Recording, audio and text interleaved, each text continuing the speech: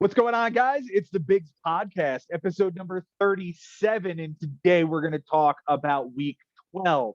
Coming at you a little late this week. Do want to address that 4th of July on Monday. So we decided to take the day off and celebrate America's birthday. And I watched baseball all day. I don't know about you guys. We also do want to give a tip of the cap and a note to the fourth member of our quartet not with us this evening. Happy 35th birthday to Mike Haber. We absolutely wish you were here, but enjoy what you're doing, man. We love you, and we will see you next week. That stuff out of the way, let's talk about week 12. Starting us off in Denver, Colorado, Jason Ashby. Jason, how are you feeling after a great week 12 win? Yeah, Joe, thanks for having me. Happy to be here. And yeah, I'm feeling much better. It was a rough stretch, lost 6 in a row.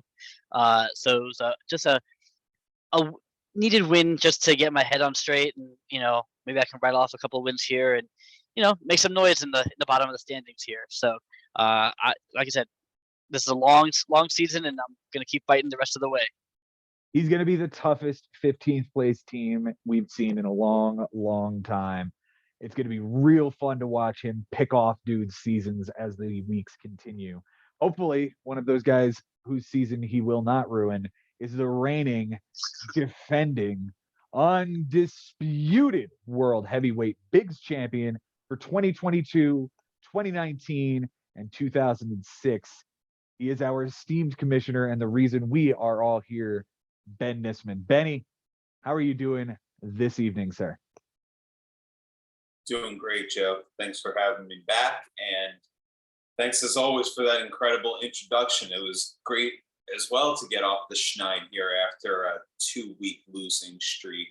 And I feel badly for the people that listen to say it and sound so darn redundant, but it's just another crazy week. It just feels like every week gets crazier. We had a lot of tight matchups, some weird lopsided ones like our co-host had.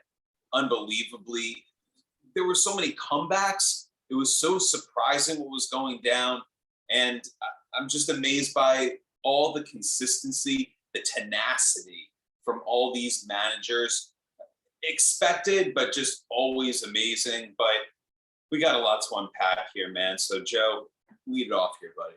Let's get going, boys. We are going to kick it off with, that's right.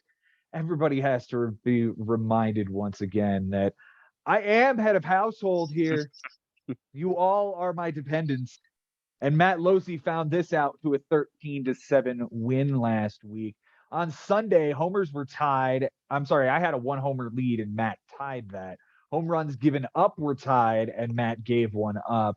And relief appearances, I had a 1 relief appearance lead, but I didn't throw anybody on Sunday, so Matt was able to get that category.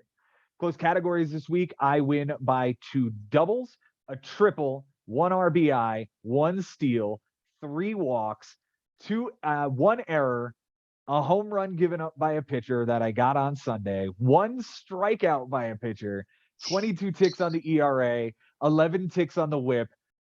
How good am I, boys? How good am I? I'm just going to keep doing this. Matt wins by 2 runs.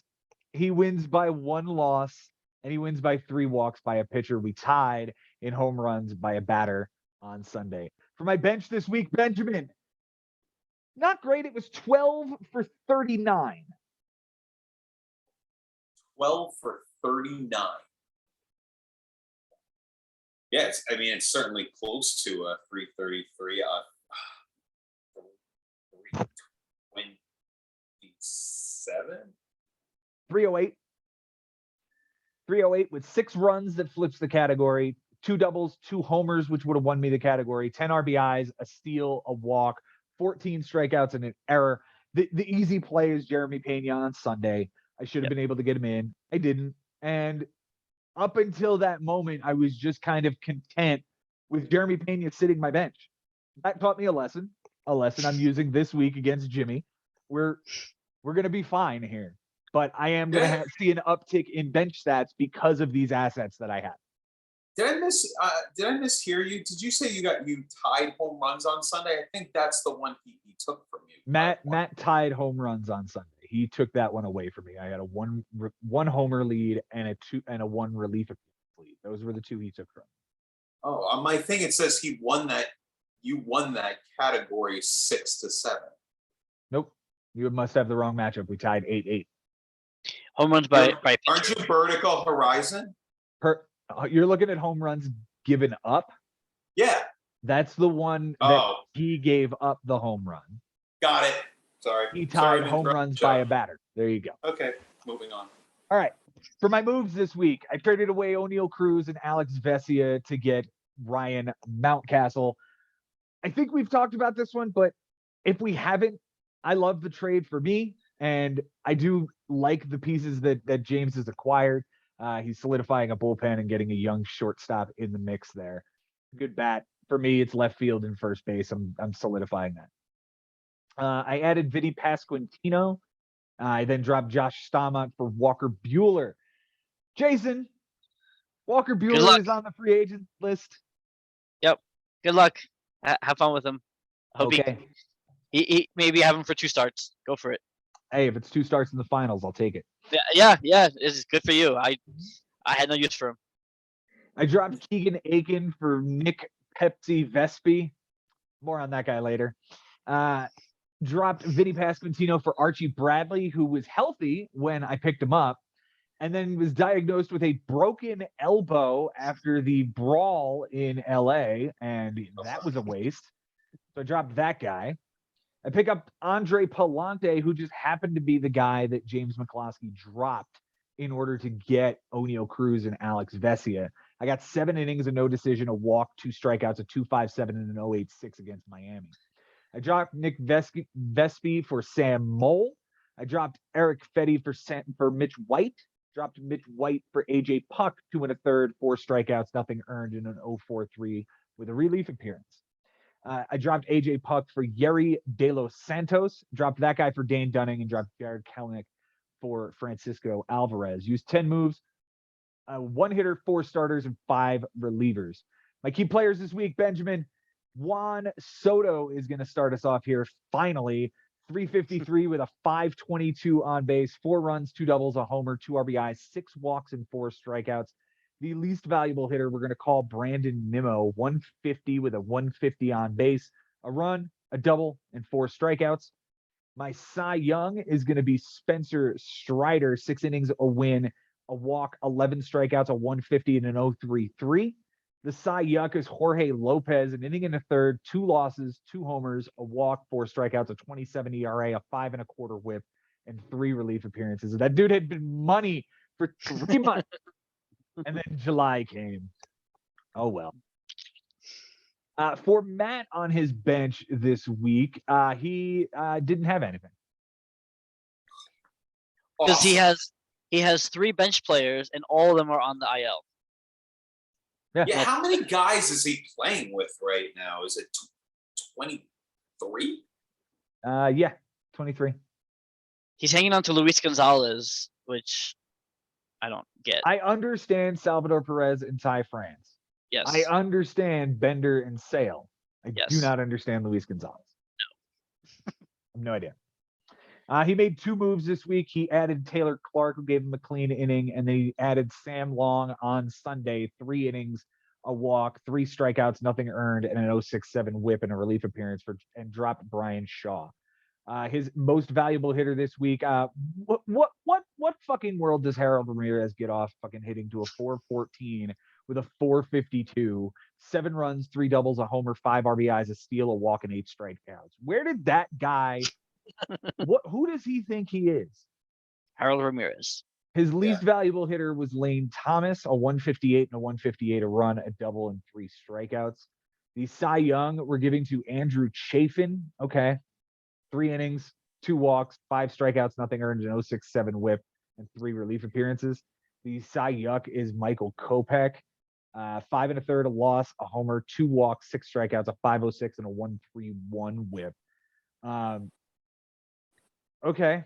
It was a pretty damn close matchup, guys. I'm just gonna go ahead and leave it at that and let you guys take it away. Jason, you did the research here. I'll kick it to you first. Yeah. I feel like I wish Matt would have done some more moves. I wish he would have. I wish he would have participated a little bit more because it was so close. And if you're gonna be this close against Joe Schubert, like go for it. Like this is your shot to make a dent, do something. Yeah. Show that you're here. And I mean, Taylor Clark on Friday and Sam Long on Sunday to just barely get you over the minimum. Those are your moves, So, on the flip side, this was Joe being Joe, It's a good point. I mean, it could have actually been closer because when you show you're aggressive, and you might actually kind of confuse someone. And Joe says, okay, maybe that means I have to do something. And all of a sudden a mistake is made. That's hopefully what could have happened for the rest of the league. We did need a little bit more participation, maybe for an extra stat or two. But like you said, I don't know if it really would have mattered in the long run. Joe's team performed pretty well this week, and he took care of business here. I wonder myself if, the cold streak or a major injury. I'm sorry, I'll knock on wood for you, Joe. Thank you. But in general, I'd be surprised if this team falls out of it completely. I think at this point, we're talking about, is it the 1 or the 2?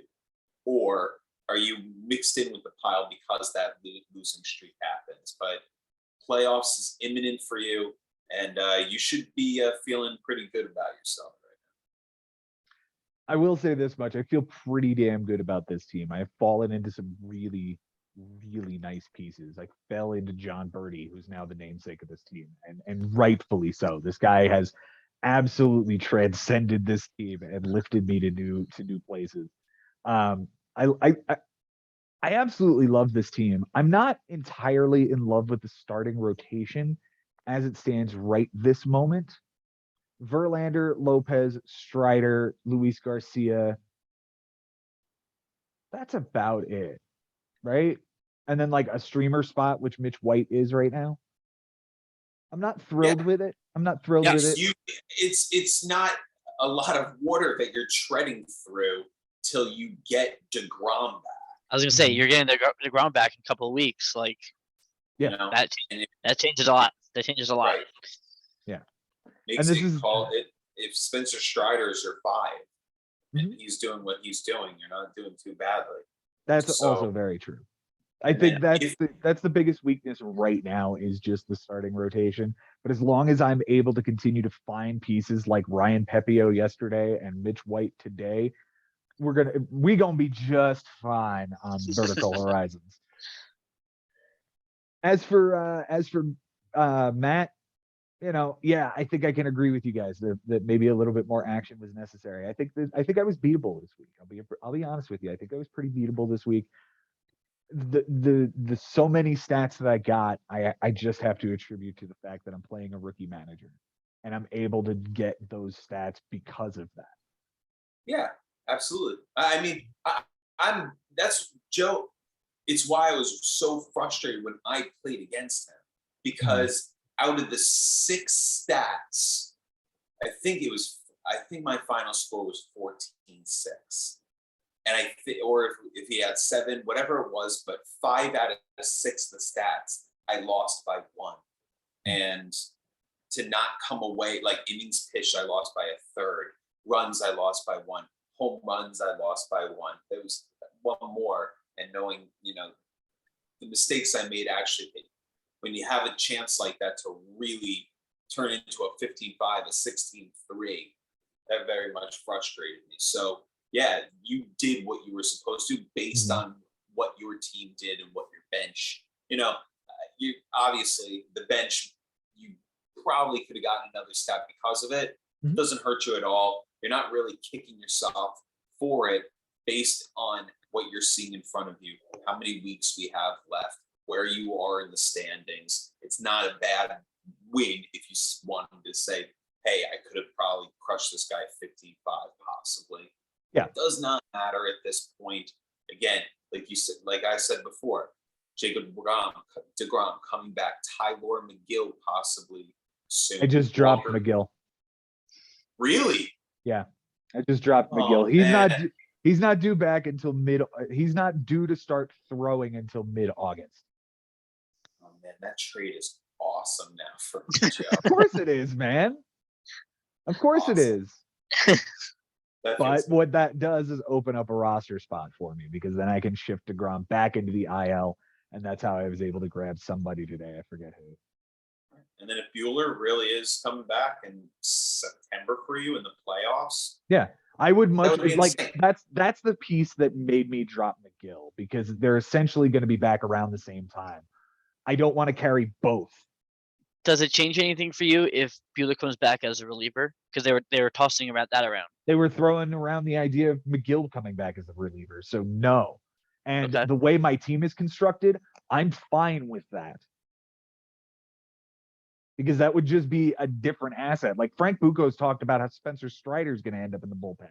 If he does, fine. I'm okay with that, because if Yeah. I have to go into a postseason with DeGrom, Verlander, Pablo Lopez, and Luis Garcia as my 4 starters, with a bullpen of everything I've already got, Walker Bueller and Spencer Strider, I think I'm going to be okay. yeah, because those guys are going to be long reliever. I mean, I would assume that there's a chance that those guys would possibly throw 4 innings out of get the relief appearance and then get 4 good innings. Yeah. I'm fine with this. The minimum is still just low enough that I feel comfortable with 4 starters if I have to have that. And right now I'm cool with it. This week I was able to pitch to 51 and win, because on Sunday he had 39 and a third. He needed 2 Yeah. and 2/3 in order to get there, and there were no starters on the waiver wire. None. Gone. So Sam Long was the answer, who got him 3, and that's the difference. Yeah, I'll give him credit for that, because Yeah. that He if he's got gonna the- make it, that was a that savvy guy ad. got him the minimum. Everything Yeah. else was, money after that. So good on him for getting that guy. And also just having 10 relievers on Sunday. Whereas Beeks ended up pitching and starting and throwing 2 innings on the 4th of July on Monday. So, but he did go out there giving himself a pretty good chance to catch the minimum. As a commissioner, I was not really concerned, looking at it. It just, I 10 truly wasn't 10 concerned relievers. either, but there was nothing guaranteed to get him in. Sure. So, Right. and that's the only concern I had was, yeah, he'll probably get it, but there's nobody who's guaranteed for an inning here. Right, of course. You never know it. Right. All right, we're going to move on here. We're going to move on to the next matchup, which was one of my favorite matchups this week. We are going to talk about Jimmy Dunlap taking on Chris Levy. Levy taking down the 11-8 stamp of approval win here. This was a staple win when we look back at Chris Levy's season as a very, very important and just sort of like putting his flag in the, yeah, I'm for real this season kind of win. On Sunday, Chris was down by 3 walks, and Jimmy tied that. Chris wins by the triple. He wins by 2 stolen bases. He wins by 2 errors. He wins by 2 ticks on the batting average. He wins by a loss. He wins by 5 strikeouts by a pitcher and 7 ticks on the whip. Jimmy wins by 2 runs. He wins by 5 1/3 innings. They tied in doubles with 11 and walks given up by a pitcher with 25. For Chris on his bench, Benjamin, 1 for 9. And I don't know. I'm just guessing here. 118. 111. It's 1 repeating forever. With an Good stuff. RBI and 4 strikeouts, none of it plays, and Chris did great. For his moves this week, he dropped Brian. Are we pronouncing this Bello or Bayo? Oh, I'm calling it Bello. I don't know what it actually is, but I'm calling it I'm Bello. by me, Bello, until I hear it otherwise. He drops Brian Bello for Carl Edwards Jr. He drops Aaron Savale for Tyler Rogers. He drops Lance McCullers for Seth Brown, Carl Edwards Jr. for Mike Moustakas, Steven Okert for Alfonso Rivas at 2:12 p.m., and then drops Alfonso Rivas at 5:36 p.m. for Rafael Ortega, and then also dropped Mike Yastrzemski. The next day, he drops Seth Brown for Tyler Matzik on the IL. Rafael Ortega gets dropped for Jacob Junis on the IL. Mike Moustakas gets dropped for Jake Odorizzi on the IL. JP Fireeisen on the IL gets dropped for Adrian Sampson, and he drops Anthony DeSclafani, who's also on the IL. I have no idea what happened that day. Well, I will say, DeSclafani's out for the year. Odorizzi was coming back for a start. So okay, so that's part of it. move. That's part of it. Yeah. Okay, I got that. The next day, he drops Adrian Sampson for John Witkowski and adds Daniel Castano. Drops Winkowski on Sunday. It's all 12 ads, 3 relievers, 5 starters, and 4 hitters. 4, however, of the ads did not contribute to this matchup. I'm obviously talking about the Rivas ad and all 3 of the IL dudes of Matzik, Junis, and Odorizzi. So only using 8 moves that impact this week and still beating Jimmy Dunlap. For Jimmy, and not only beating him, coming back. Mhm. Jimmy had a substantial lead at a certain point this week, and I think he was ahead in a good amount of stats. I think there was a lot of chipping away throughout the weekend that must have occurred as far as the hitters and some of the pitching as well. I think I remember it being something like 14-6 or 14-7. That sounds about right. It felt like Jimmy and I were all of a sudden going to catapult up to the top, and that's just not what happened here. Yeah, I'm on not sure. On Saturday, Jimmy has 17 strikeouts in his lineup, with a homer and 4 RBIs. And Chris, not much better, but got a bunch more counting stats: 4 doubles, a steal. Chipping, like you're saying, chipping away at these things. Sunday's an interesting day as well. Jimmy hits 087, 6 walks, 8 strikeouts, so he has a 276 on base percentage. But the 087 batting average definitely loses him this batting average stat. Yeah. While Chris, not having an entire lineup, hits 200, but wins the batting average stat. Exactly. Yeah, that's just one stat that goes from one direction to the other. And it's interesting. Chris Levy, he texted me, and it must have been in the middle of this week, like maybe Thursday or going into the weekend, where he said, "I'm looking forward to the All-Star break because my fantasy team needs a breather." And I understood what he was saying, but it's just I heard like him basically saying, "Okay, this is probably going to be like a loss here, or maybe a small loss." I don't think he thought that he was going to flip the whole darn thing around and win by 3. Good for him. Yeah. This is about, like you said, Joe, the most impressive win of his entire season, and he's had an incredible one. Yeah, this has been a great year for him, but this is so far the stamp of the first half. Like, I've been the manager of the first half without question. For Jimmy on his bench, Ben, he went 11 for 30.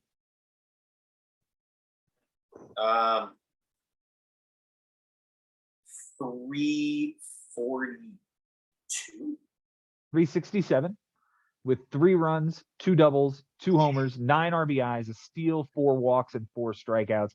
Mike Haber did the research on this one, and he always highlights a lot of things on this research, so it's very colorful when somebody fucks up a lot. This one is like a rainbow, all right?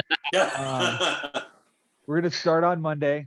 Here you go. Harrison Bader not playing, and here's Brendan Rodgers with a double and a 2 for 4 on the bench. Then the 28th, we've got Brendan Rodgers once again on the bench with 2 RBIs and a walk. And you could play him over Profar, who went 1 for 4, or Rizzo, who went 0 for whatever with 2 strikeouts. 29th, we have Brendan Rodgers once again on the bench here with a homer, 3 RBIs, a double, a strikeout, and a run. You could play him over Soler, who didn't start. You can move some things around by getting Profar into the lineup. On the 2nd of July, we have Brendan Rodgers once again on the bench with a homer and 3 RBIs, a walk, and a run scored. Versus Carlos Correa, Marcus Semien, or Ramon Laureano. This guy this day was facing Dallas Keuchel at Coors. You not have any Rocky you possibly can in that lineup. I don't know. I guess he didn't trust Rodgers. Maybe he was going for a bad streak earlier.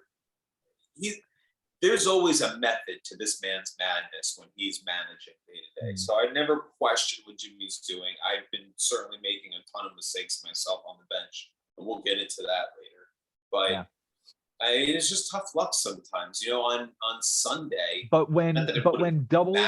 when doubles are tied, and when batting average is 2 points off, man, you got to get this dude in that lineup once, and you've got it.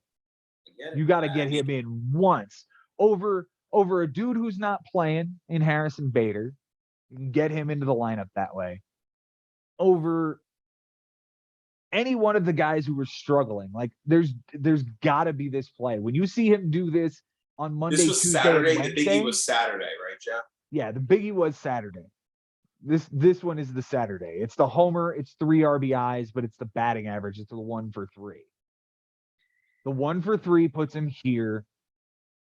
If you want to get him a different day, I can get you a double. But realistically, like you've watched him hit Monday, Tuesday, and Wednesday on your bench, and you don't get him in against Dallas Keuchel on a Saturday in Coors. That ain't on nobody else. That is on Jimmy Dunlap. And the thing is, like, even the other days, like, especially Monday and Wednesday, like, there was time to get Rodgers in after the Marlins and the Cardinals lineups were released to show that Bader or Soler weren't in the lineup. There was enough time to make that switch. I will say that the outside of fantasy baseball life was going to have interference this weekend as he was hiking in the mountains. Okay. So that might be the reason. That's probably it. Sure. But I knew that he needed me to reach out on Sunday, like just in case, and I checked and I saw that there was nothing that he could do on Sunday because the guys that were off was his catcher and his third baseman. And those were the 2 positions that he can't fill in. And either he was hiking because he wasn't able to make ads to fill those, or he was out of ads. You would be able to know if he was out of ads going on. He Sunday, had one ad on Sunday. We'll get to that right here. His moves this week: he dropped Tyler Rogers for Andrew Bellotti, dropped David Price for Nick Senzel, dropped Harrison Master Bader for Trevor Stephan, dropped Zach Davies for Paolo Espino, dropped Trevor Stephan for Zach Jackson, dropped Eric Lauer for JT Brubaker, dropped Paolo Espino for David Price, dropped Corbin Carroll for Antonio Senzatella, dropped Brubaker for Chad Cool, dropped Jorge Soler on the IL. He dropped Antonio Senzatella for Jackson Titty Reels. That's what we went with last week. And he added Ramon Laureano. He dropped that guy Jackson for Carl Edwards Jr. That was all 12. 5 relievers, 5 starters, and 2 hitters. Had 1 going into Sunday, and he added Carl Edwards Jr. Obviously couldn't shuffle his lineup to get a third baseman in because he doesn't have anybody other than Jose Ramirez. Key players this week. Let's start with Chris, who won the week. We will talk about Paul Goldschmidt, who went 9 for 23 this week. That's a 391 batting average with a 440 on base percentage. 6 runs, 3 doubles, a homer, 3 RBIs, a walk, and 7 strikeouts. The least valuable hitter, Aaron Judge, had a bad week. 136 with a 269, 5 runs, a double, a homer, 3 RBIs, a steal, 4 walks, and 8 strikeouts. That's a bad week out of that guy. Bad week. And you still won. Really bad. Yeah, it was a terrible week, and yet you still won the week. The Cy Young this week. Jason, how you feeling about Luis Castillo? 13 innings, a win, a walk, 4 strikeouts, 4 walks, 17 strikeouts, an 0.69 ERA, and a 1.15 whip. Nice, right? Maybe he'll be a Met. I don't want him. I don't want him either. Yeah. He's a time bomb. Not good. The Cy Yuck is going to be Emilio Pagan. An inning and a third, a win, a loss, 3 walks, 2 strikeouts, a 27 ERA, and a 3.75 whip. For Jimmy this week, his MVP is Teoscar Hernandez. 385 average, 448 on base, 3 runs, 2 doubles, a homer, 3 RBIs, 3 walks, and 10 strikeouts. The least valuable hitter was MJ Melendez. He's going to be an MVP this week. Jesus. Yeah. 105 average, 105 on base, a double, an RBI, and 6 strikeouts. I would have signed up for that week out of his catcher. Not what he's going to have this week. The Cy Young is Christian Javier. I'll take what he's doing this week, though. 125 ERA and 0.14 whip, 7 innings, a win, a homer, and 14 strikeouts. The dude has been nasty for 2 weeks now, but I think it just caught up to him. The Cy Yuck is Antonio Senzatella. 2 innings, a loss, a homer, a walk, and a strikeout of 1350 and a 250. Gross. Ben, we'll start with you on this one. This was one of your favorite matchups. This was a must-see matchup for you this week, 2 versus 3.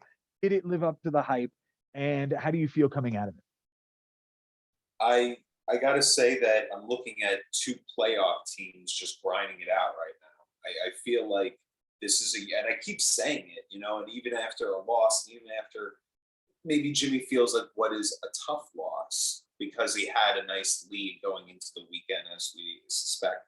I still think there's enough time here for him, even if he loses to you right now. And let's say it's a rough loss to you. Let's say it's like a 14-6. And then all of a sudden, Jimmy's kind of coming to the pack because maybe I win and Christian wins and Mike Haber wins again and Costas wins and Josh Haber. And just all of a sudden, everyone's kind of close.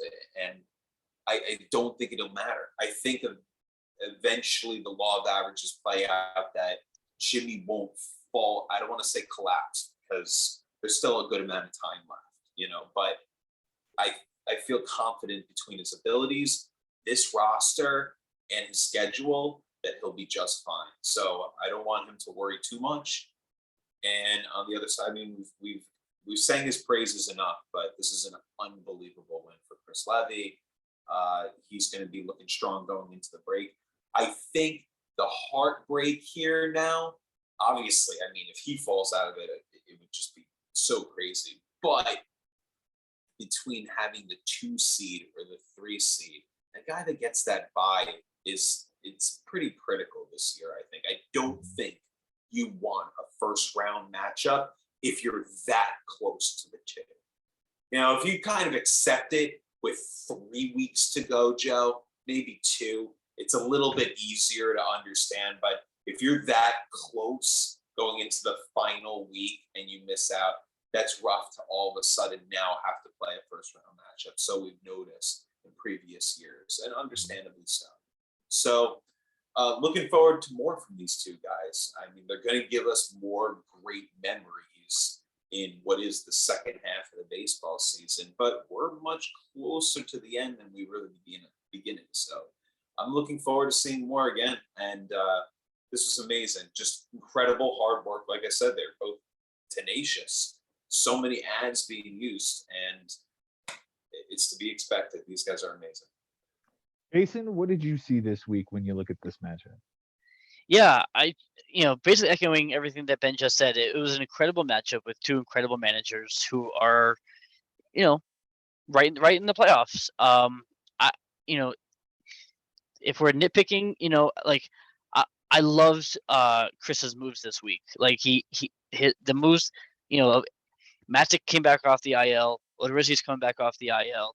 Like those are just good moves, and like it on paper it looks weird, like seeing all these IL guys being tossed and turned, but it was actually really smart. He picked up Alfonso Rivas from the Cubs, hoping maybe he would have a good start. He didn't play, so he dropped him.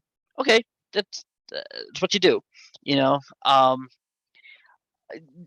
Jimmy's bench, look, we talked about it.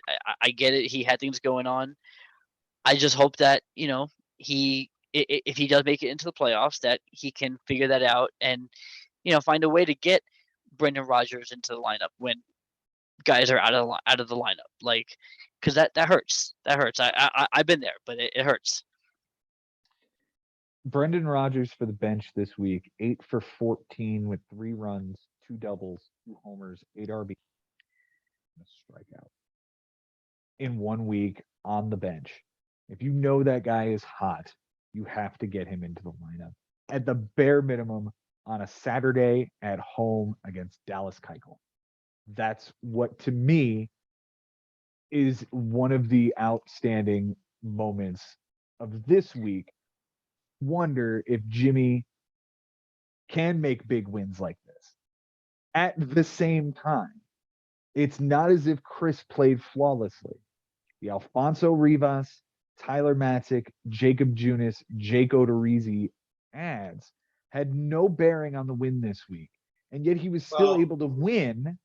He was still able to win with those 4 moves being delegated to future ads. He was all but wrapping this week up and saying, you know what, I'm going to take a beating, but I'm going to get right for future weeks on Friday when he does that. And he chipped away and he chipped away and he chipped away and he got a win here. And to me, that's on Jimmy when simultaneously he's leaving Brendan Rodgers on the bench. This is more a huge win for Chris Levy in the way he did it. But it certainly is an important loss for Jimmy if we start to see him slide. Yeah. That's where I'm at with this. I mean, again, I as far as the 4 misplays by Chris, to say that it doesn't make a difference, I'm not ready to say that, Joe, because you never know on the close categories that Jimmy wins on the pitching side. I think innings is one of them. Maybe it works out there in Chris's favor. You don't know, because he has to be pretty mint condition with the choices that he makes in order to avoid losing some of those other ones that he won.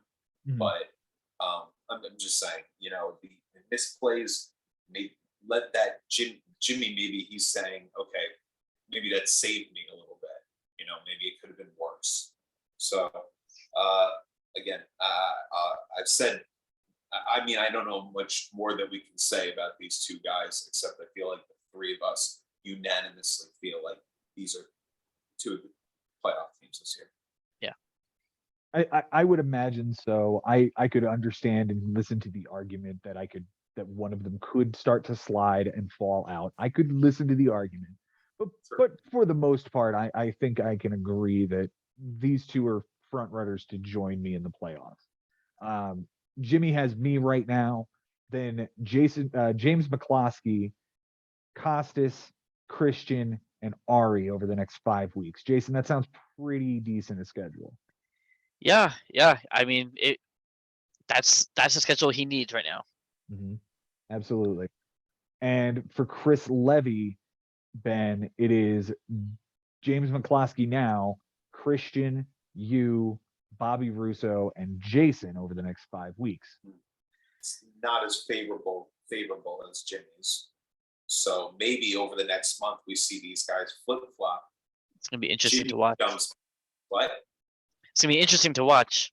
Yeah, I could see Jimmy jumping back into the 2 there, and then they just gut it out for the 2 spot in the last 4 or 5 weeks, whatever it is, and that'll be amazing. I mean, it's just going to be awesome, and it would be crazy if Chris starts to slide from that schedule, and then all of a sudden he's in the 5 or 6. Because now at this point, it ain't a fluke anymore, guys. Chris Levy is so for real. Yes, absolutely. That's the one takeaway from this, is that this win is huge for Chris Levy. Let's move on to the next matchup here, gentlemen, and we are going to talk about Benjamin Nisman taking down a 10-8 win over Brian Levo on Sunday. Brian held an inning and a third lead, and Ben held an inning and 2/3 of a lead in innings pitched, and Brian got that. Ben had a 1-win lead, and Brian tied that. And Ben had a 3 fewer homer advantage, and Brian tied that. I tied wins. You tied wins. God, why do I have this backwards? Anyway, Ben, you won by 1 steal. You won by 1 walk by a pitcher. Brian, the loss, and you guys tied in triples, wins, and home runs given up by a pitcher. Benji, on your bench this week, 15 for 57. It's not pleasant. Is it like 292? 263. It's better than you think.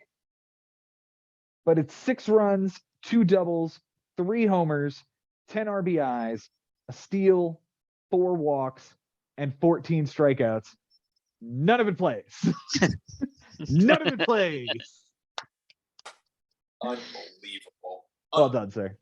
In the actual literal sound of it, unbelievable. Your moves this week, you traded away Jose Barrios for John Gray and Josh Donaldson. Donaldson, 222, 263 with a run, 3 doubles, 2 RBIs, a walk, and 4 strikeouts this week. John Gray, 7 innings, a win, 2 walks, 8 strikeouts, a 1.29, and a 1 whip. You dropped Ryan Feltner and Chichi Gonzalez, and rightfully so. You added Aaron Loop, a third of an inning, a walk, a strikeout, a 9 whip, and a relief appearance. You added Max Kepler 0 for 4 with a strikeout. Added Alex Kirilloff 3 for 3 with 2 runs and an RBI. Dropped Max Kepler for Dylan Coleman, an inning, a 2 whip, and a relief appearance. You dropped Jose Suarez for Nick Whitgren, who you waited so long to get in and never did. Dropped Alex Kirilloff. Dropped Dylan Coleman for Steve Cishek, 2/3 of an inning, and a relief appearance. Dropped Aaron Loop for Luis Sessa, an inning, a homer, 2 walks, a strikeout, an 18, and a 4, and a relief appearance. You added Adrian Martinez, 4 2/3, a loss, 2 homers, 2 walks, 3 strikeouts, a 13.50, and a 193. Dropped Sessa and Cishek. Added Dylan Moore, 1 for 3, a run, a homer, 2 RBIs, a walk, and a strikeout on Thursday. Right. Then He played for me the rest of the week, though, Joe. He did, and we'll get to him later. Dropped Nick Whitgren for Bo Brisky, 6 innings, 3 walks, 3 strikeouts, a 4.50, and a 150 whip. Dropped Adrian Martinez for Chris Bubich, 4 2/3, 3 walks, 4 strikeouts, a 3.86, and a 1.71. I just want to point out that Ben survived throwing those 2 scrubs. He then dropped Bo Brisky for Connor Siebold, 4 innings, 2 walks, 4 strikeouts, a 2.25, and a 2 whip. Bench didn't matter. The MVP this week for Benjamin is Jock Peterson, 353 with a 389, 2 runs, 4 doubles, an RBI, a walk, and 4 strikeouts. The least valuable player is JP Crawford, 167 with a 154, a run, 2 RBIs, and 2 strikeouts, and a suspension. Only 3 games. He only played 3 games. And that's just it. He got suspended for the other 4. So that's the disappointment there. The Cy Young, Tanner Scott, 3 relief appearances, 3 innings, a win, 2 saves, a walk, 2 strikeouts, a 3 ERA, and a 1 whip. We'll talk about that guy in a moment. The Cy Yuck is Ian Anderson. Gross. 2 innings, a loss, a homer, a walk, a strikeout, a 31.50, and a 4 whip.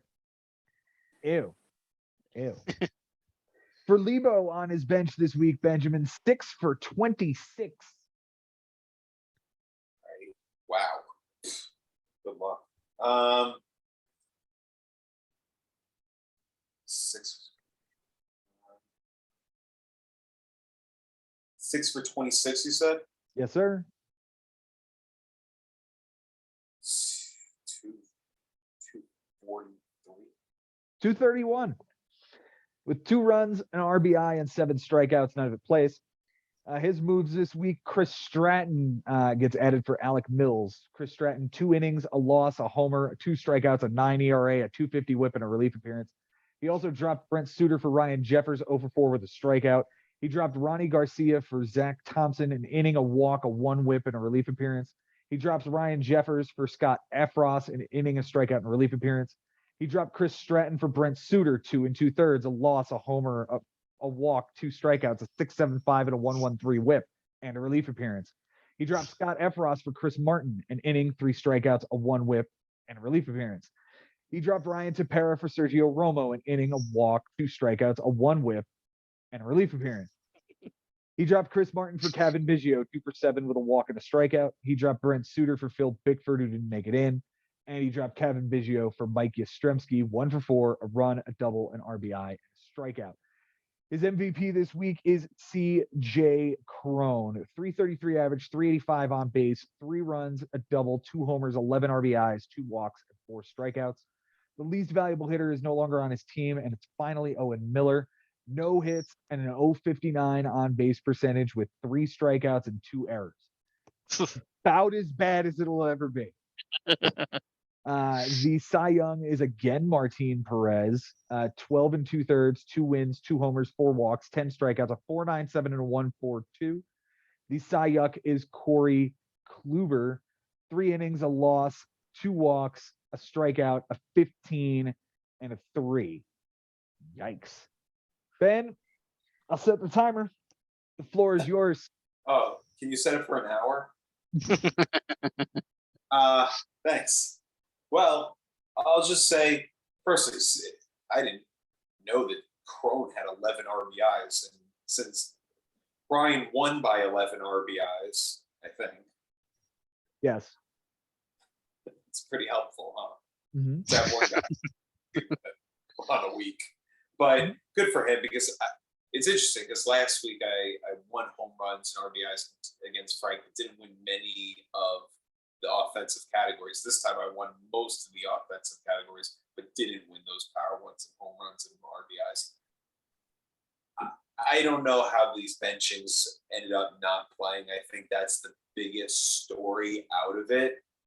On Tuesday, I guess I did that silly thing when a hitter has a good day in Alex Kirilov, and then feeling like because it's a double header, I have to play him. If he's not playing that second game, the doubleheader, he's never playing on my team. But I had to get him in because he had a good Monday and he had a doubleheader. So that was just dumb on me. It blocked the spot for anyone else. But the other enormous story that happens, and it's the reason that this is even more lopsided score in my favor, is Jason, I know it's like, how do you not pitch Kershaw? But guys, it is Colorado, and I really did consider benching Clayton Kershaw on Tuesday. And Mike Haber has talked about when you have both starting pitchers playing against each other on the same day, what to do. And, you know, the tragedy of if you start one and bench the other and you get it wrong, how brutal it is. A similar circumstance can be discussed when you have your pitcher pitching against your hitters on a certain day, and you decide to bench either your hitters or bench the pitcher and getting that wrong. Same kind of tragic ending, potentially. And in this case, I went with playing Kershaw and benching the Rockies hitters. And I haven't sworn on this show today, but I fucking got it so wrong, and I was really upset about it. And I was on set at the time, and the guy that I was hanging out with most of the day was just like, you gotta not look at your phone. And he was like giving me some, you know, letting me know what was going on. It's just like, don't look at your phone. And it's brutal because I really was considering benching Kershaw. And if I do so, it's a whole different story. Now, I would have played Ian Anderson no matter what, and I think that was Thursday, and then who knows what happens. But I don't know if you guys know better about what, because I just didn't even feel like looking at it, because after all the benchings, the fact that I could have came away with the win, I was so freaking satisfied. But I don't know how it goes if I play it all out with the pitchers that I went. I was fortunate that I had the opportunity to have later starting pitchers on Sunday, and Brian was forced to pitch his first two with innings pitched being so close, with strikeouts being so close, and unfortunately for him, walks given up being so close, home runs given up being so close, wins, losses. It was crazy on the pitching side that if we both played all out, I'd probably win strikeouts. I'd probably win innings pitched, but I know I don't win wins because then he would play it all out. He gets Giolito in, that gets the win. I don't know about the walks. I don't know about the home runs given up. I assume I'd lose that one. It was insanity. We still have to get to Tanner Scott. I'm going to just say it right now. That Washington Nationals Miami Marlins game was probably one of the craziest games those two teams will play.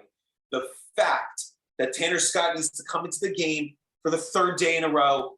I get that. But the fact that in most of the game, he was set up to be in, and then all of a sudden, Josh Bell, the one thing you need to do, home run, Washington Nationals now have the lead, okay?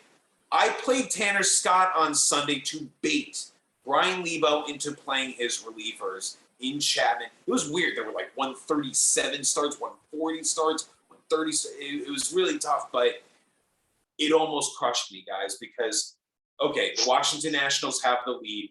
They get Rainey into the game. He gets the first 2 outs, and he has 2 strikes on Avisaíl Garcia. Can't retire him. Has 2 strikes on, I guess, Garrett Cooper. A 2-run homer. No.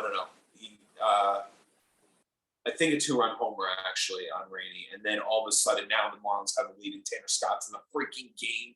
Are you kidding me? He blows the save, including a walk.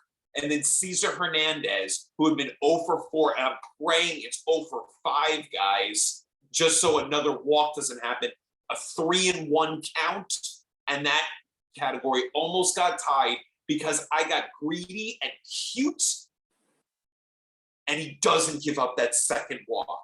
And I win by 1 walk given up. I get that lucky because a ground out ends the inning, and now all of a sudden, all the Marlins need to do is score, and he's in line for the win. They end up scoring 3 runs in the 10th. They win 7-4. Tanner Scott gets the win to tie that category. I'm saying right now, if that happened against me, I might not be here today talking to you guys. That is lucky. There is nothing skillful about what just happened there. That was extremely lucky. I should have been benching everybody or playing everyone. The fact that I'm able to tie a category out of it, it's insane, and it makes it 11-8 versus it makes it 11-8 versus 11 versus 10-8 instead of 10-9. Oh, thank you. 10-8 instead of 10-9. So I'm just grateful, guys, and it could have been worse. The fact that the benchings don't play, there's so much to break down here, but I gave it my best shot here in the how many minutes I've been talking now straight, but it was insanity, and it could have been a hell of a lot worse, and I'm just grateful to get out of there with a W. 7 minutes, Benji, you did great. And I think you touched on just about everything that there was to discuss. I'm not going to lie to you. The one thing I'll point out is this is your first loss in relief appearances, but you punted that category during the week because you knew you weren't going to win it. But to go 11-0 in the category in your first 12 weeks, well done. Yeah. Like, no harm, no foul there. Yeah, you messed around and fell into a win on Sunday, and I'm sure Lebo's kicking it hard there because neither of his relievers got into the game in Chapman and Romo. So the bluff not only works that he plays them, but it pays off for the most ridiculous thing in the world. Yeah, not the expected. Sometimes it's better to be lucky than good. Jason, we're going to look at these guys' schedules. I want to talk to you about that one. Let's start with While you're Benjamin. peeking in, I mean, Jason, do you have anything to say about that Kershaw play and the fact that he was it, guys? He was out of the lineup. He was benched until an hour before, and Grichuk was in, and Blackman was in, and then just like so you had it right the first time, and you flipped it. Yeah. Ouch. Yeah, I probably would have played it the same way you did. Honestly, I was surprised that Blackman was even in the Rockies lineup. I would have thought that lefty on lefty, lefty on lefty. And not just any lefty, but Clayton Kershaw. Like, I don't know what Blackman's numbers are against Kershaw, but sure. I would imagine I would have thought that he would have been out of the lineup. I would have played it the same way you did. It's Clayton Kershaw. I don't know if I'm ever benching him even in Coors Field. Like, maybe not. Interesting one though. I will. I tip my hat to you. I'm sure Brian is upset about the Tanner Scott win, but This is just more Ben Nisman being Ben Nisman and checking another W off this calendar and moving toward the playoffs. This is going to be interesting if Ben does make the playoffs, trying to defend the crown here. I'm interested to see what happens with you. Let's talk about your schedule going forward, Benji. We're gonna say Mike Sherman this week, Mike Haber next week, Chris Levy, James McCloskey, and Christian Wood are your next 5 opponents. How do you feel about it? It's a mixed bag there, and I'm feeling good about just the fact that I can potentially tread water until I get another big win, And it came early this year with the 15-5 over Christian. I'm not saying that's going to happen. I'm just saying that maybe another 15-5 on somebody is still possible.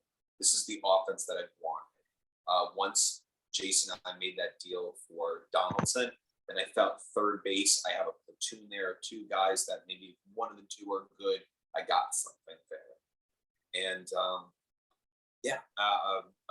I'm feeling like with this group and how it all started, what we talked about how awful the offense was. I really like my offense now. I think it's a good mixed group of different guys that are dynamic and can do different things. There's some power, there's some peskiness, and the starting rotation is solid enough. I think that it can compete now that Kershaw and Scherzer are back. Hopefully they're themselves, and I should be okay down the stretch, at least to get to the playoffs. I hope. I mean, I'm not going to say it's definite. I could understand your concerns after the matchup against Ari that I might have some issues, and I still do. I still realize this team's flawed, but I don't know. I think this is the group that's going to be having to go to war now for the rest of the season, and I'm looking forward to it, man. I want it to be competitive, and I know this group down the stretch, they're going to make it competitive. Benji, you've won 5 of your last 7 matchups, the only 2 losses to your brother and to Frank Bucco. But I think you're in good shape, and I think the schedule is at least somewhat favorable, that if you tread water for the next 5 weeks and get going in the final 4, I think that'll be good for you. Jason, we're going to talk very quickly about Ben's opponent's schedule. Pardon me. We're going to talk about Brian Lebo's schedule. And Lebo has had himself an interesting last few weeks. He's lost his last 4 and 5 of his last 6. The only win coming over Mike Haber, 12-6. His next 5 weeks is Bobby Russo, Jason Ashby, Josh Haber, Matt Losi, and then me. How does that feel? Yeah, that's a rough stretch. Look, I mean, yeah, I mean, look, I'm fallible this season. I've shown that. So if he can come at me and and get a win over me, a win over Matt is a pretty good chance. The rest of that, yikes. Good luck. He's got to go over 500 in these next 5 weeks. Like, he's got to put some wins together. If he stomps out Jason and he stomps out Matt like a playoff team would, and go 500 against the other 3 that are all around the same spot, he's going to improve. Yeah. That's what we're looking for here. But if he takes a loss to either of the bottom guys or gets thumped out hard by any one of the other 3, I think it's over. Yeah, I would think so. And I think what would be maybe not necessary, but what could really help is amongst those other guys that aren't, Jason and Matt Los, those guys that are in front of him, maybe stomping out one of them. Mm-hmm. Hopefully having like a big lopsided loss on one of those guys to at least get them closer to that guy. Yeah. Make Brian a little bit closer to the standings there to that player. So yeah, lot more to be seen. I mean, we're going to be talking how this is so different in a month from now, and after the All-Star break and this and that, and after we have our trade deadline and everything. This is going to be such a different month. So still, it's hard to speculate right now, and still a lot of our teams are going to look very, very different. The one thing I'll tack on here at the end for Brian was he was down in 14th in 2021 when he said, and I quote, "I'm going to turn this thing around," and went on a rampage, got himself up into the contention. Yeah, but it was too early in the season to be doing that. If he goes on a run like that this year, it needs to start next week, week after. I think it needs to start now, Joe. I really Yeah. do. I think the run started earlier with more time to spare. We have a 21-week season, not a 22-week season. I think when he changed his team to the dumpster fires, it was almost a sign of like saying like, look, I'm going to keep trying because I love playing in the bigs, but I'm pretty fed up right now. The writing's on the wall. Yeah. All right, let's move on to the next matchup here. Let's talk about Mike Sherman, a hot team in the last couple of weeks, taking down another playoff contender in Christian Wood, 13-8 here. On Sunday, looks like Mike flipped runs and he flipped strikeouts by a batter. Thanks, Christian. Close categories. Mike won by that run and by that strikeout. He also won by 2 errors, 2 wins, 2 losses. For Christian, he won by the triple. They did not tie in anything. For Sherman on his bench this week, Benjamin, 7 for 25.